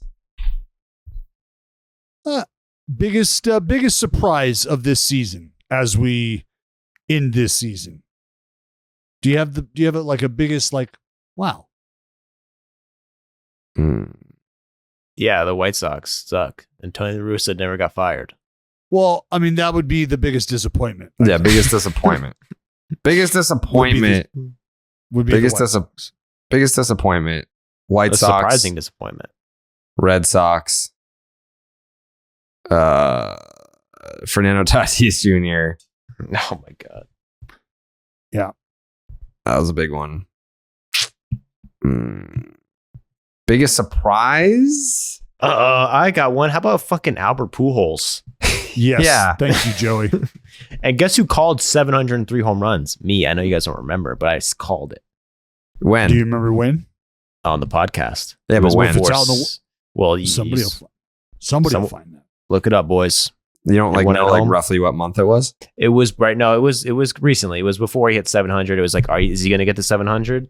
And BD was like, yeah, 703. You're like, that's a lot. I was like, Mhm. yeah, but he's a power hitter. I'd say it was more of a surprise that Judge hit 62 than Pujols reaching 700 though. When it's all said and done, yeah, but like going at that point In spring training, Dude, I think in spring training, oh yeah, spring training people are looking at 700 the same way that I think they're looking at 62. Like they're not. They're looking at whether or not Albert would be able to play another year so he could hit 700. We were like 2 years removed from Pujols hitting roughly 20, 30 home runs or however many he needed to get there. Like it was in But there. we all were watching what was unfolding in LA, and there was at Well, he no wasn't point happy. Well, there was no fucking sign of Dallas, him doing what he's doing Cardinals now. demon magic. You're one of those people. You're What are you a talking about? numbers geek and you don't read into Shut you up. are. Shut You're a up. fucking nerd and you don't you Guys don't on like Can't even FanGraphs. say it with a fucking straight you face. are. Shut Like up. you don't factor in things like that. Him Dallas going back to the FanGraphs, Cardinals. Braden. Yeah. Yeah. Yeah. Like him going back to the Cardinals is different. Like if you would say like, would it surprise you if he went Even to that's the biggest. So even that could be the biggest surprise. No one saw Albert Pujols going back to the Cardinals. Everyone saw who that, were a dude. division-winning playoff contender. Everybody saw that. You know who saw that? The 2021 Giants fans. That's who saw it. Fans. That's who saw that coming. So you think Gabe Kapler is overrated? Is what you're saying? That's You basically shut what your you said. goddamn You mouth. kind of said that. Nope, not at all. Gabe Kapler is overrated. Dallas Braden. Put that on a quote card, Jake. Never. I mean, like that was a fluke of a year. Everyone was blowing Kapler last year for that. And where's all the people saying this year that he's overrated? Dallas just said it. Who else is willing to say it? No, Dallas did not just say that. Yeah, it kind of did. They really did have us convinced the Giants are geniuses because dude, they have like that him in the dugout with like Kapler looking all cool with that guy with the guy with the glasses right next to him at all times. It just makes you think like these guys know something we don't know. It's like the cool guy with the fucking nerd right next to him. It's like fuck, man, these guys are sick. And then Yeah, they you kind of guys- just blew that this year. How do you guys just start in on bad mouthing the Giants out of absolutely nowhere? You did it. Brought it up, man. You brought it up. No. You did, dude. Yeah. I would never say What, that about Kapler, though. I'm a big Team Kapler None guy. of us have. Cap's cool. Yeah, he's cool. Cap's great. Mm-hmm. Cap's awesome. What else? The guy who sits next to him in the dugout is a genius. I don't know who he is or what his name is, but What was smart? What was the deal with Joe Maddon today? So Joe Maddon was popping off about something. He's got like a book out or a podcast? What's going on with that? I saw something about Joe Maddon. He's got a book out. He's got a book out, and he was just talking about the same thing he's kind of alluded to before, which was, you know what, the game is just not the same. And no shit, we got that, and that's not no shit, Joe. Well, he's like 95 years old. But he's diving into like the kind of stuff that he's dealt with and peeling back layers on the onion, pulling back the curtains and giving you a peek, if you will.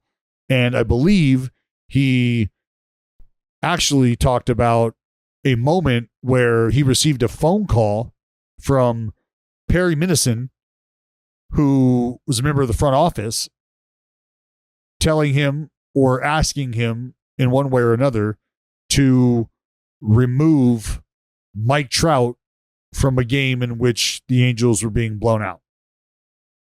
And I believe when he confronted about that, the response from Perry was, and I'm paraphrasing here, look, he's got a book out. He's trying to sell books. All right. Like, that's basically it. He's got a book out. He's trying to sell books. That was, I believe, the gist of his response to that. So not a confirmation, not a denying of, but just a statement that Joe Maddon has a book out and he's trying to sell books. Damn, that's rude. The quote or the excerpt that I saw was Joe Maddon telling the front office, like, don't ever fucking call the dugout again. Yeah. Well, I heard that they had like an algorithm that the front office had that was like telling you whether or not the relievers were healthy or not based on the numbers.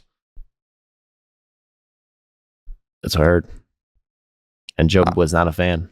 I'm not a big, don't get me wrong, I know this is going to come as a shock to you. I'm not a big like reading guy, but I would read Joe Maddon's book. You know what? If he's got a fucking book coming out, that means that he's going to want to start popping on some. He's on a little tour. On a little tour to promote Jake. Book Joe Maddon for us. Lock that in. All right. Joe Maddon coming up next week. You laugh, but I mean, he's promoting something. You bet your ass he'd fucking make the rounds and get on this podcast. But what's he gonna say? Like, oh, I don't know. I didn't watch one playoff game. It sucks now. I don't even care. I want to ask him about the Mohawk. Oh yeah, that's $1 million question right there. Yeah, well, like, you know what? The title of the book. We all better have our hair styled in a mohawk. Oh, I would 100%. If he really wanted to move books, the title of the book would be When Firing Up the Boys Goes Wrong. The Joe Maddon story. Just a fucking big flame on the cover. And they just extended Phil Nevin for another year when, no offense, yes, he had a worse record than Joe. Joe was doing a better job. Joe was doing a better job. Nothing against Phil. Not saying Phil did a bad job. What was their record before that, like 45 game losing streak that they had? Oh, dude. We were shooting them into the playoffs. Yeah, what was that, like a 14 game losing streak? 14 games? Yeah. It was a tough one. Yeah, the Red Sox ended his tenure, unfortunately. It was a tough one. It is what it is. It is what it is. But yeah, Jake's on it. We're going to get Joe Maddon on the pod. And I am excited for that. Because you know he would do it. Didn't you say you have a relationship with him, Dallas? You know him? Mm-hmm. Mm-hmm. Well, do you have his fucking number? You know what I'll have to do? Because when my phone got stolen, I don't have all of my old phone numbers. So I'll have to go into my old phone and get it. All right. Send him a text. Be like, hey, saw you have a book coming out. I got a baseball podcast. We'd love to have you on to talk about it. And we're big fans. Well, does he have Twitter? Doesn't he have fucking Twitter? He only follows like 60 people, and there's no way he knows like what a DM is. Yeah. No chance. So, whatever. All right. Next week, Joe Maddon. Thanks to Dallas and Jake. What else we got? Is that it? No, That's not it. that's not it. Can't be it. Because it's October baseball is here, so obviously you're going to want to go to the games like we are. Me, Jake, Joey, Dallas, we're going to be at the games. And if you want to be at the games too, you're going to have to use Game Time. The crowds are buzzing, and thanks to Game Time, it's easier than ever to be there in person. I'm unfortunately not allowed to tell you the tickets that we purchased for the Division Series and the League Championship Series, but we did use Game Time to purchase those tickets. Game Time is the fastest growing ticketing app that guarantees you the lowest price on tickets to all your favorite sports, concerts, and shows. You can view from your seat in the app, which is huge. You don't want to sit obstructed view. You don't want to be like, oh, this is way further away than I expected. You can see the view from your seat in the app, and checkout takes less than 30 seconds. Download the Game Time app, create an account, and redeem your code ROCKET for $20 off your first purchase. That is promo code ROCKET for $20 off your first purchase. Terms apply. Download Game Time. Last minute tickets, lowest price guaranteed. Okay, so just to run it back here. Jake, did you write down the predictions? Yeah, we got them. All right, run it back for us. So for Cardinals, Phillies, we got Dallas with Cards in 3. Joey, Phillies in 2. You had Cards in 3. I had Cards in 3. Mm-hmm. Mets, Padres. Dallas, Mets in 3. Joey, Mets in 3. Jared, Mets in 3. Jake, Mets in 2. Rays, Guards. Dallas, Guardians in 3. Joey, Guards in 3. Jared, Rays in 3. Jake, Guards in 2. And Mariners, Blue Jays, we got Dallas, Mariners in 3. Joey, Blue Jays in 3. Jared, Mariners in 2. Jake, Mariners in 3. I like it. I like it a lot. I'm very confident. Should there be like stakes for this on the pod for whoever's right? Yeah, I mean, well, how would we go about this? I mean, I feel like we would have to lay the whole bracket out there, no? Nah, I mean, like, I don't know. I guess we can go round by round because, you know, we'll be seeing each other in the division series somewhere. I feel like, I mean, I'm not going to, like, I would say like a team dinner, someone has to get the bill, but I'm not going to put that on Jake or Joe. Dude, I'm fucking loaded as fuck. Because I drink Pappy, and that's it. So what? I said because I drink Pappy, and that's it. Oh, Joe. Oh, you don't know what that is? You don't know what that is? It's all good. It's all good. I'll tell you. Must be low class. Yeah, he's no class. It's cool. It's Saugus, bro. Come on. It's fucking Yoo-hoo in a fucking paper cup. Interesting. Yeah, I mean, name your stakes. You got till tomorrow to name them. Do you want to leave it up to the fans? I would say that they can tweet us what they think because I mean, there has to be some sort of like point system. Oh, dude, if you lose, you have to wear a stupid shirt to the game. Oh, damn, dude. What kind of shirt?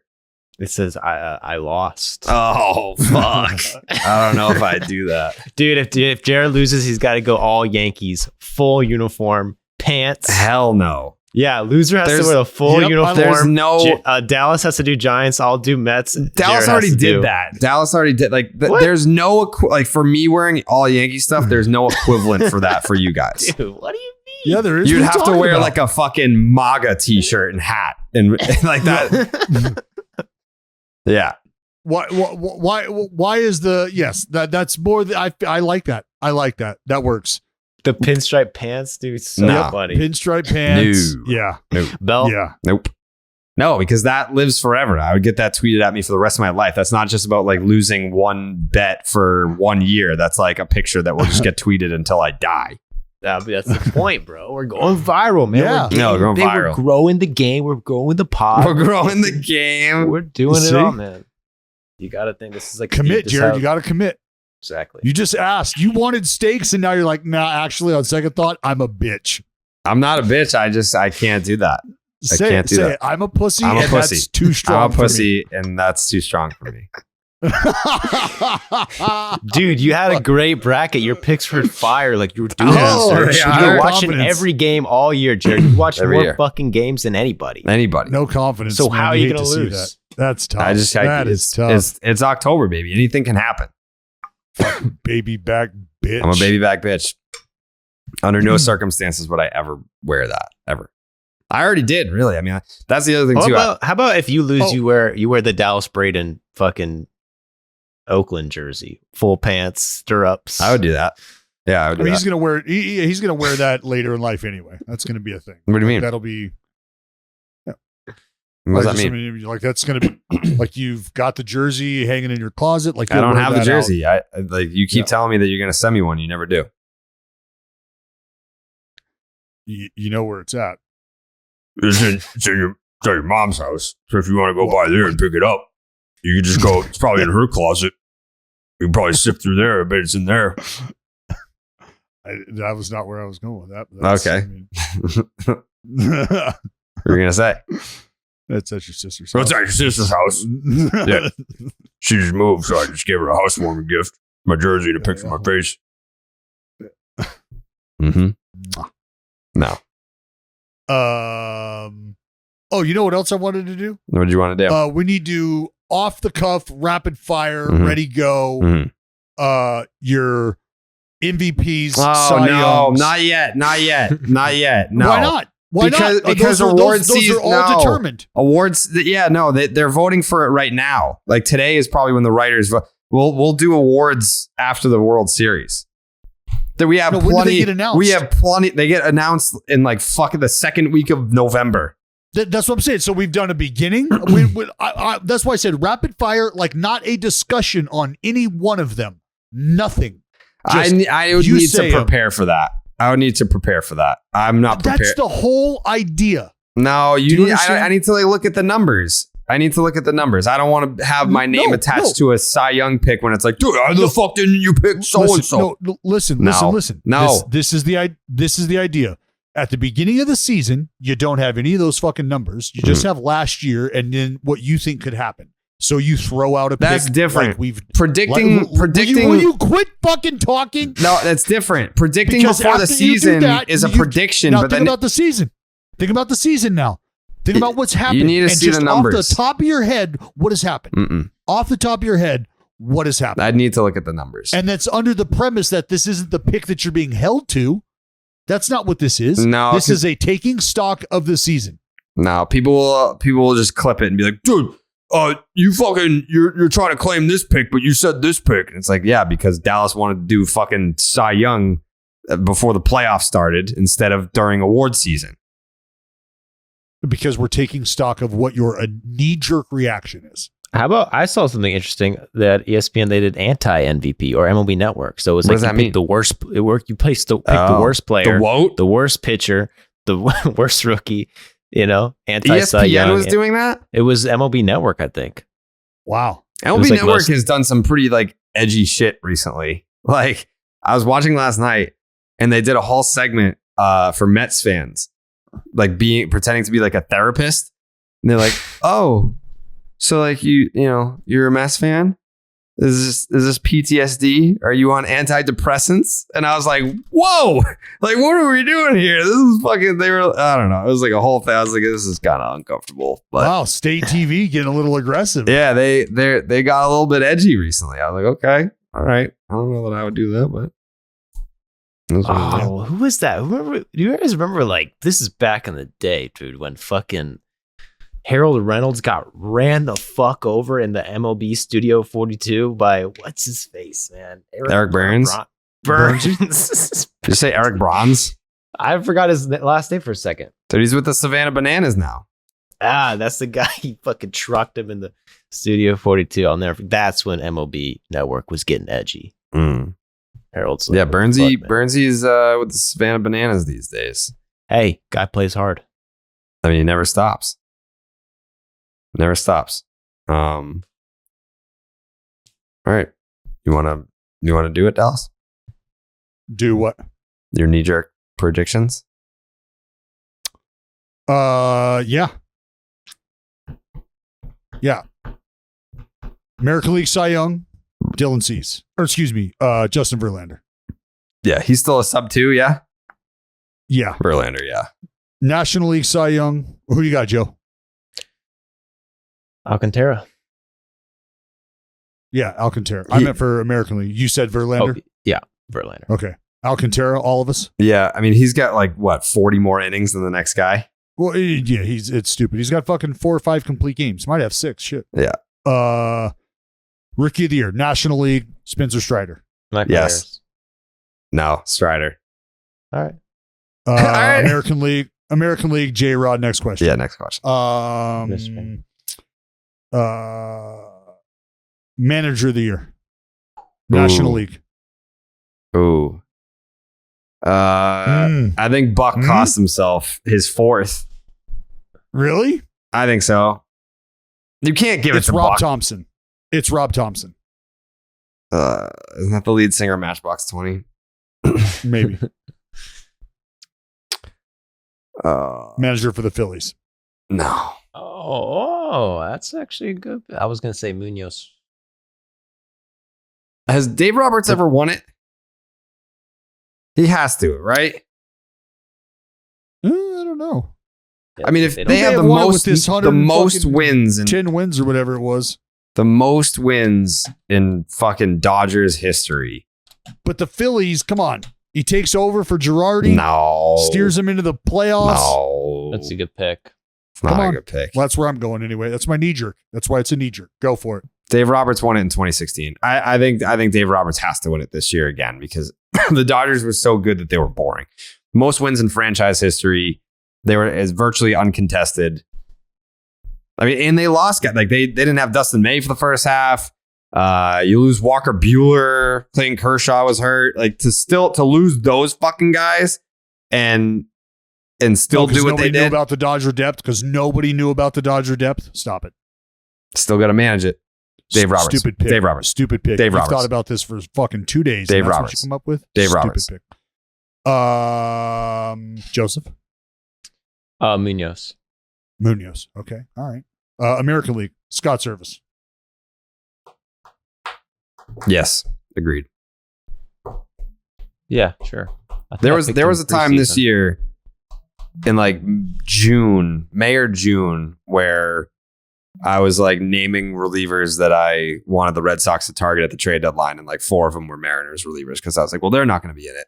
Look at what their record is. Look at how they've been playing, and boom, now they're playoff teams. That bullpen's a big part of the reason why they're in it. Correct. Yeah, Scott Service. And yes, MVP. Nobody needs my answer, but I'll tell you, it's Shohei. Okay. The two-sword samurai. Agreed. Mhm. Yes.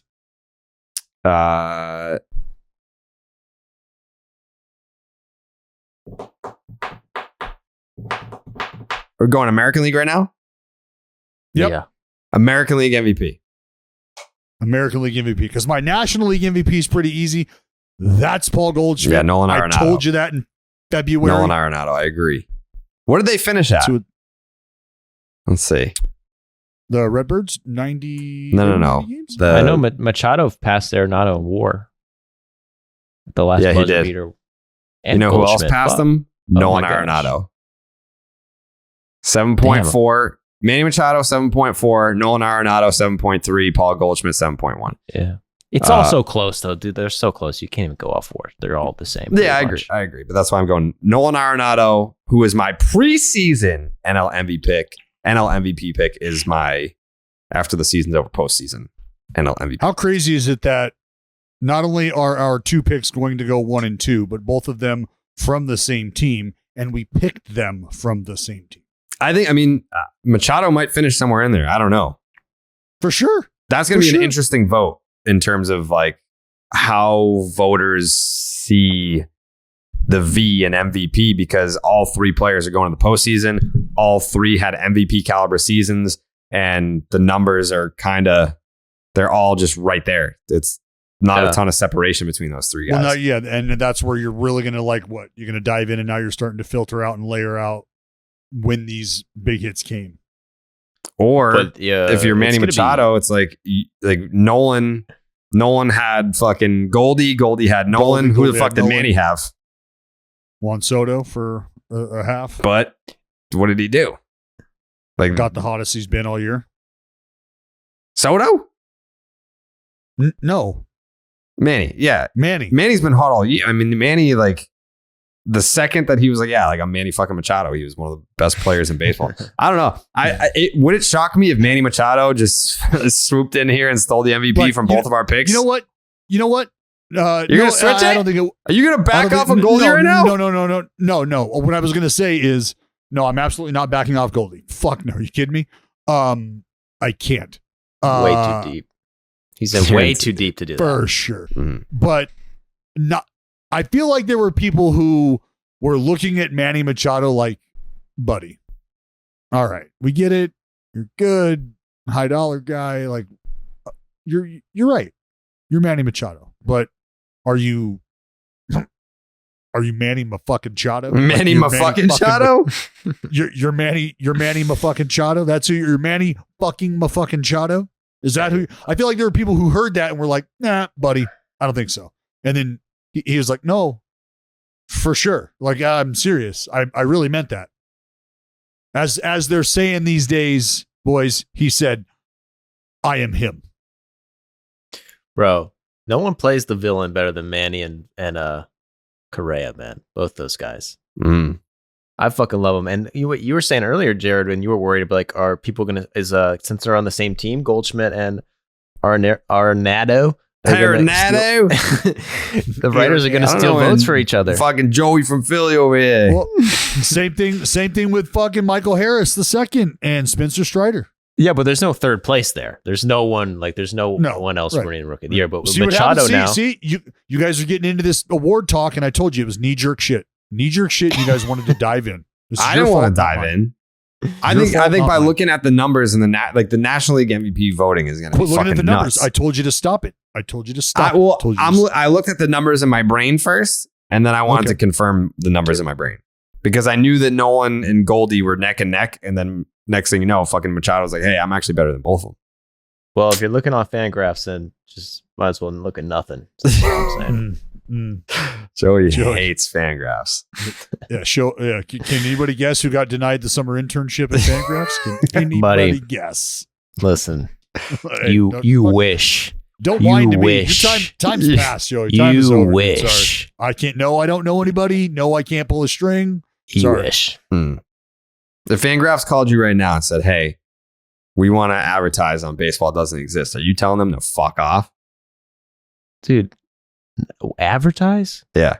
Wait, were they going to give me the fucking whole company? No, just if That's they like they want if to they advertise wanna- my channel. Okay, sell me the like they couldn't pay me enough. Like I could buy Wow. FanGraphs. you can buy A brand FanGraphs. deal. The amount of money cost to fucking put a brand deal on a Baseball Doesn't Exist video. Could buy 10 FanGraphs. Could buy FanGraphs. I could buy Baseball Reference. Do you understand easily. what you just did? You just basically walked into Joe's house right now, pulled your pants down, maintained eye contact, and shit all over his floor. And didn't even wipe, got up and walked right out. That's Fucking what you just FanGraphs? Oh, man. The fuck do I Jared. look like, man? You just open hand verbally slapped Joey right across the face in front of fucking everybody. Maybe if you were Blue Chew, Roman, I'd fucking do a brand deal with you. Mm-hmm. Ooh. But not FanGraphs. Manscaped. Yeah. Wow. FanGraphs? Yeah. All these free ads he's throwing out. Right. I'm just saying. I'm just saying. I'm saying. I want to live in a world where Joey buys FanGraphs, and then when you go to fangraphs.com, it just redirects you to his YouTube channel. Damn. Okay, I got it. Dude. Fuck Fang. No, actually, I'm not. I'm trolling, guys. I respect FanGraphs. Do you? It doesn't sound like it at Oh. all. A lot of good stuff on FanGraphs, dude. What's your favorite thing on FanGraphs? That you Roster can list the resource. players. Roster resource. Mm. I like roster resource. I like how you can go to leaderboards and it ranks all the players out. Mhm. Well, not only leaderboards and how it ranks the players, but it also gives you the opportunity and the ability to, by dates to really like hone in on shit you're looking for. You can sparse it up by positions, rookies, the whole gamut. We're not going to give fucking FanGraphs a free fucking ad here. Why not? FanGraphs The whole is awesome. show's been about FanGraphs. Yeah, it has. All right, what else we got? I'm trying to go to fucking Froyo. I'm hungry. Give me some. You're hungry, but are you thirsty? I am thirsty. I could use a beverage. How about a Blue Moon? I'm going to have several right after Froyo. Baseball and beer go hand in hand, and Blue Moon is the perfect playoffs companion with its bold flavor, bright explosion of color, iconic orange slice ritual, and authentic ballpark roots. In fact, Blue Moon was born in a ballpark at the Sandlot Brewery in Denver, Colorado, which I believe I'm going to in November. I'll be there. From a playoff berth to a world championship, a Blue Moon guarantees a one-of-a-kind beer experience every single time. I'm going to be parked on I already have the Blue Moons in my fridge. I will be ready for playoff baseball tomorrow. 12 Eastern, 4 games all day, locked in, Blue Moons, ready to roll. From its refreshing flavor with Valencia orange peel for a subtle sweetness and hints of coriander, Blue Moon Belgian White is one-of-a-kind beer that's made brighter. It's carefully crafted and full-flavored with refreshing notes and a smooth, creamy finish.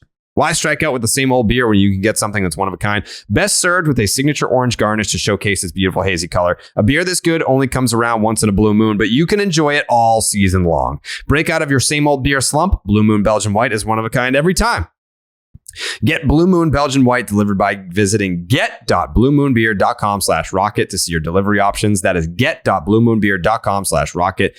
Blue Moon, made brighter, celebrate responsibly. Blue Moon Brewing Company, Golden, Colorado Ale. Okay, so we are about to embark on postseason baseball tomorrow night. Tonight, if you're listening to this on Friday, what should I watch tonight as sort of like my last night before I'm locked in until November? Facing Nolan. I did. Oh, yeah. Did you fucking watch it, Joey?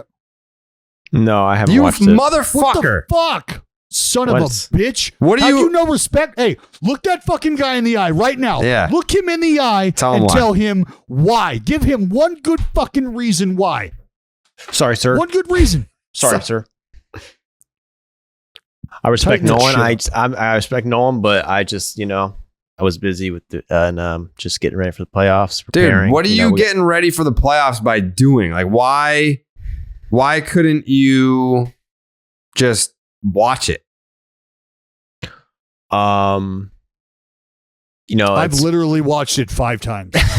I've watched it 5 times. Dude, I haven't watched a movie I swear to God in 6 months. I'm gonna end up watching that thing like I watch Field of Dreams. I already feel it.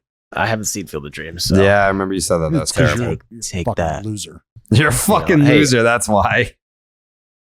I respect Field of Dreams. I respect Nolan Ryan, but it's a great movie. But I just don't think I'm going to watch it before the playoffs start. I don't think it's going to. What are you doing tonight? What are you doing tonight, Joe? I'm researching. I'm actually going to go to the gym, dude, and then I'm going to go. Oh shit! Damn. Well, bro, I mean, if you think about it, playoffs is a busy time. I mean, I'm have to put out 2 videos by the end of the month, and if we're going to be traveling and shit, logistically, it's crunch time. You got to fucking be on the ball.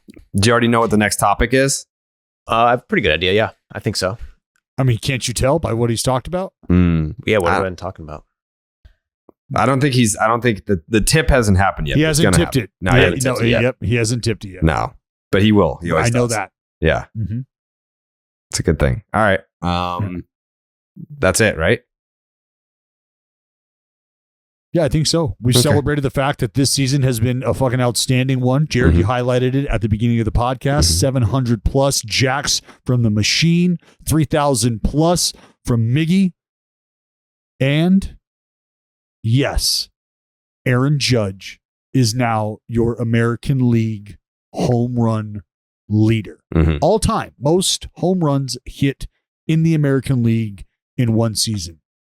How about fucking Bob Nightingale and all these other fucking people outing the dude that caught 62 being like, oh, he's like a VP at a firm. Like he has enough money. He should just like give the ball. Like shame on Aaron Judge for not hitting the baseball to a poor person.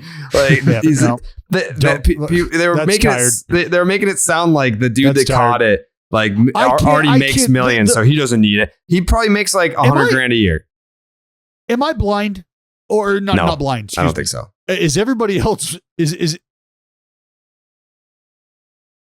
the national media, the push from the national media and from major sports entities to make Aaron Judge the sole topic of conversation when it comes to any sort of incredible accolade, incredible feat, it is nauseating. I am watching people I once respected actively choose to ignore what's happened this year. Like it's, you're looking at 62, like it's never been done before, like you'll never see it again. And there's something else that's happened this year that fits that bill exactly. And you thought that same thing about it when it happened last year. And it happened again this year, only better. And 62 home runs has completely overshadowed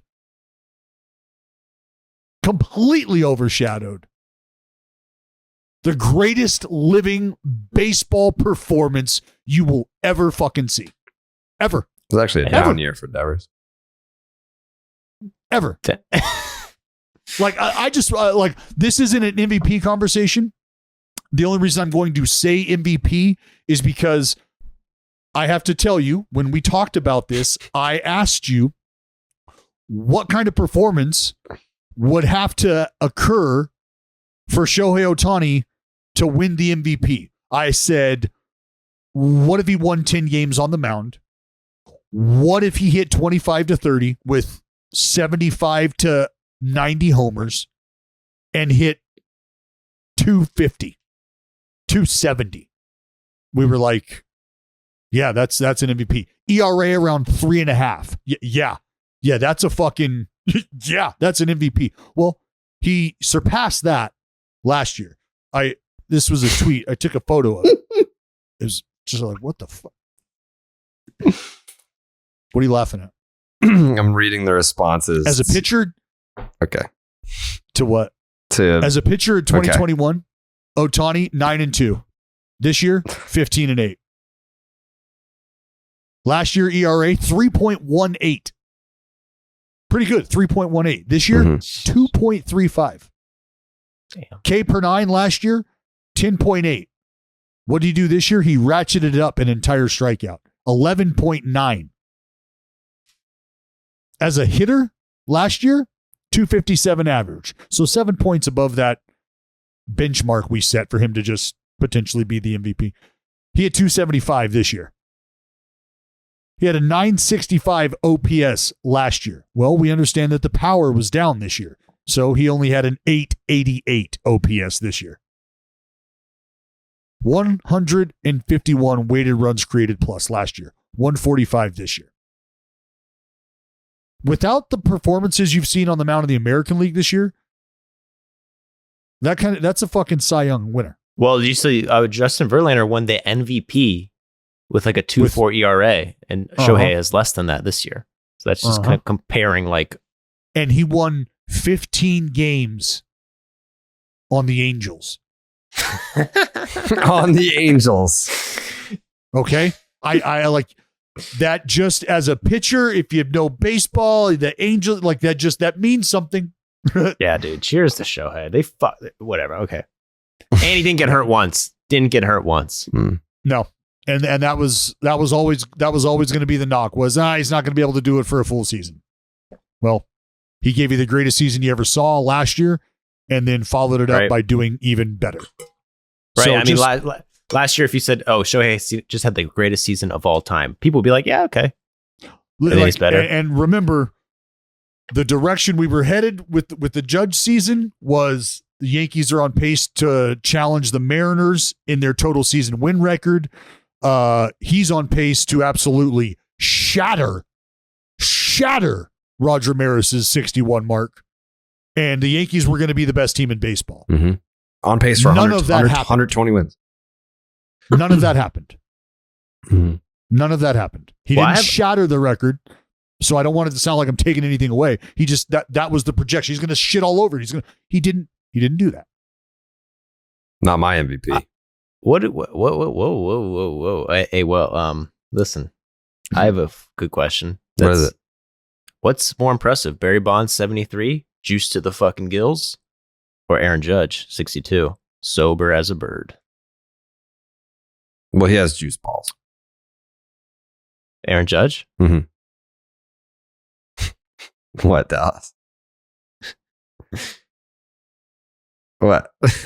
Everyone's talking about Barry Bonds being juiced, but Aaron Judge's balls were juiced. So Barry's still the GOAT. Oh, so you're saying that they juiced only his balls? No. But he's playing during the juice ball era for sure. 2022, I heard it was the dead ball season. He's playing in an era where it's well documented that there are 3 baseballs. And he's playing in an era where it's well documented that these balls, you can track the batches that they come from. And he's playing in an era where it's well documented. Not only can you track where these balls came from, Mm-hmm. you can track when they were produced. You can track which teams they go to. Mm-hmm. Tell him. That's the era that Aaron Judge is playing. Right. So I hope you learned something here today, Joe. Okay, so you're not saying that they're giving Aaron Judge the easy ball to hit he's out. not getting special balls. He is getting special balls just for him, but he's definitely playing in an era where Bonds didn't get those bouncy balls. Well, I mean, actually, if you look into it, people will argue that the balls were juiced during that era. Funny enough, they took Mark McGwire's home run ball, 70th home run ball, dissected it, and found like a fucking rubber fucking ricochet or some shit. I don't forgot what they claimed it was in it, but That's just what circle of life. We go back to the start of this podcast. Baseball, we just been cheating the whole time. Everyone been cheating the entire time. don't get me started on the baseballs, dude. I think me and Dallas might argue on the baseballs. Yeah, He's out. Dallas left. He wants his froyo. Oh no, he's back. Before we get out of here, don't get me. We just like, let's wrap it up. Then we bring up Shohei Ohtani and the fucking baseball juice. Yeah, that was smart. Yeah. That's Another Oh, check, my 3.5 God. hours. Dude, you have. Yeah. Stop it. We know. Before we get out of here, Jake threw out the tweet. Just remember this fucking episode. Just remember this episode. That's all that's please. Okay. Good. I hope you're wrong, man. What? I just hope that's not like a thing we're talking about in the future. What, the judge's balls? I just don't want like a fucking juice ball fucking fiasco scandal. I don't know. I might get a lot of views, but I would get a lot of views if that happened. But I'm an integrity guy. Everyone knows that. I'd want fucking fair play. Yeah. Judge he's done absolutely everything you could want a guy to do, hope a guy to do the right way. Like, yeah, he should never. I hope there's 0 arrows fired at this fucking dude. 0 speculation, 0. That would legitimately, that would be angersome. It's like, what more would you want? What more do you fucking want? Yeah, it's not his fault that they cheated for him. But no, this falls back on the on Major League Baseball, right? You created this shitstorm with all of these balls and telling people that there weren't different balls when there were, and this is what happens. You become the boy who cried wolf. How do you believe anything when you've kind of misled people about everything? I like to see you try to make a baseball. It's tough. Well, if you'd like to see me dissect one, you can check that out. Oh shit! Yeah, Are you gonna upload that? I think he did. It's fucking been done upload. Yeah, it's Ben had done. I thought you had an expose planned. No, Ben had done that shit. Yeah. All right, that it? No, before we get out of here. Oh. Jake tweeted out from the Baseball is Dead Twitter account. We're making wild card round predictions on the pod tonight. What should the stakes be? Oh. If Jared Carrabis loses, I retweeted that. This is the best one. If Jared Carrabis loses, he must wear a 61 brand shirt on the pod because that's Roger Maris Jr.'s brand. And if Dallas Braden loses, he has to wear a shirt with A-Rod on it. Baseball doesn't exist, has no punishment because he's the GOAT. Fucking facts, man. No, that's not And true. they already know I'm Joey, gonna win. we got your tweet. Yeah. Jared should buy Dallas a bat jersey for starters. Okay. What was that again? O'Neal Cruz? Yeah. A lot of people want Dallas to shave his beard Yeah, and me to shave my head. That's just never going to happen. I'm not doing it. The birthday present that you were supposed to get me that just never came. Mhm. That one? Yeah. Yeah, every time you make up a different occasion for why I should buy that jersey. No, it's always been the birthday. A lot of people saying the hair. There's another funny one. Joey has to do a video on high speed chases that Dallas has narrated. Jared has to do his own laundry. And Dallas has to go to a playoff game in Giants gear. So we're getting good ones. Joey has to give away one of his 5 mics. Oh, that's not happening. This is a girl. If Jared loses, he has to smoke a whole pack of herbal cigs during the next pod. Yes, just fucking chain smoke them all and eat the butt. Eat the butt. Yeah, it's fucking herbs, Jared. Come on, it's no big deal. It's like just eating dried up parsley. Loser has to interview Roger Maris Jr. You know what? That would actually be great because there's no way it makes it to him that you fucking hate him. Oh, he definitely knows. He can. No. My tweet, I quote tweeted him and said, "Shut the fuck up," and it got 20,000 likes. 20,000. That's how much people hate this guy. He definitely knows how much I hate him. I wonder if I'm blocked. Yeah, like I tweeted after Judge hit 62. I tweeted, "We never have to hear from Roger Maris Jr. ever again." And the GIF from Wedding Crashers of them popping bottles, and it got over 5,000 likes. And let's see if I can find the "shut the fuck up" tweet. I gotta go. All right, bye, Dallas. We'll see you later. All right. We'll be back when on Monday. Yeah, 15.3 thousand likes. All right, we'll be back on Monday. Knowing full well what the division series looks like. Okay, loser. And we'll be looking forward. Loser has to. What the fuck? Can you still hear me? No. Yeah. Oh no. Oh. Well, Jared's gone. I'm in charge, bitch. Loser has to buy a 61 t-shirt and DM Roger Maris Jr. and interview him. Yeah. Okay. All right. Jared's got to send old Roger dick pic. All right. Yeah.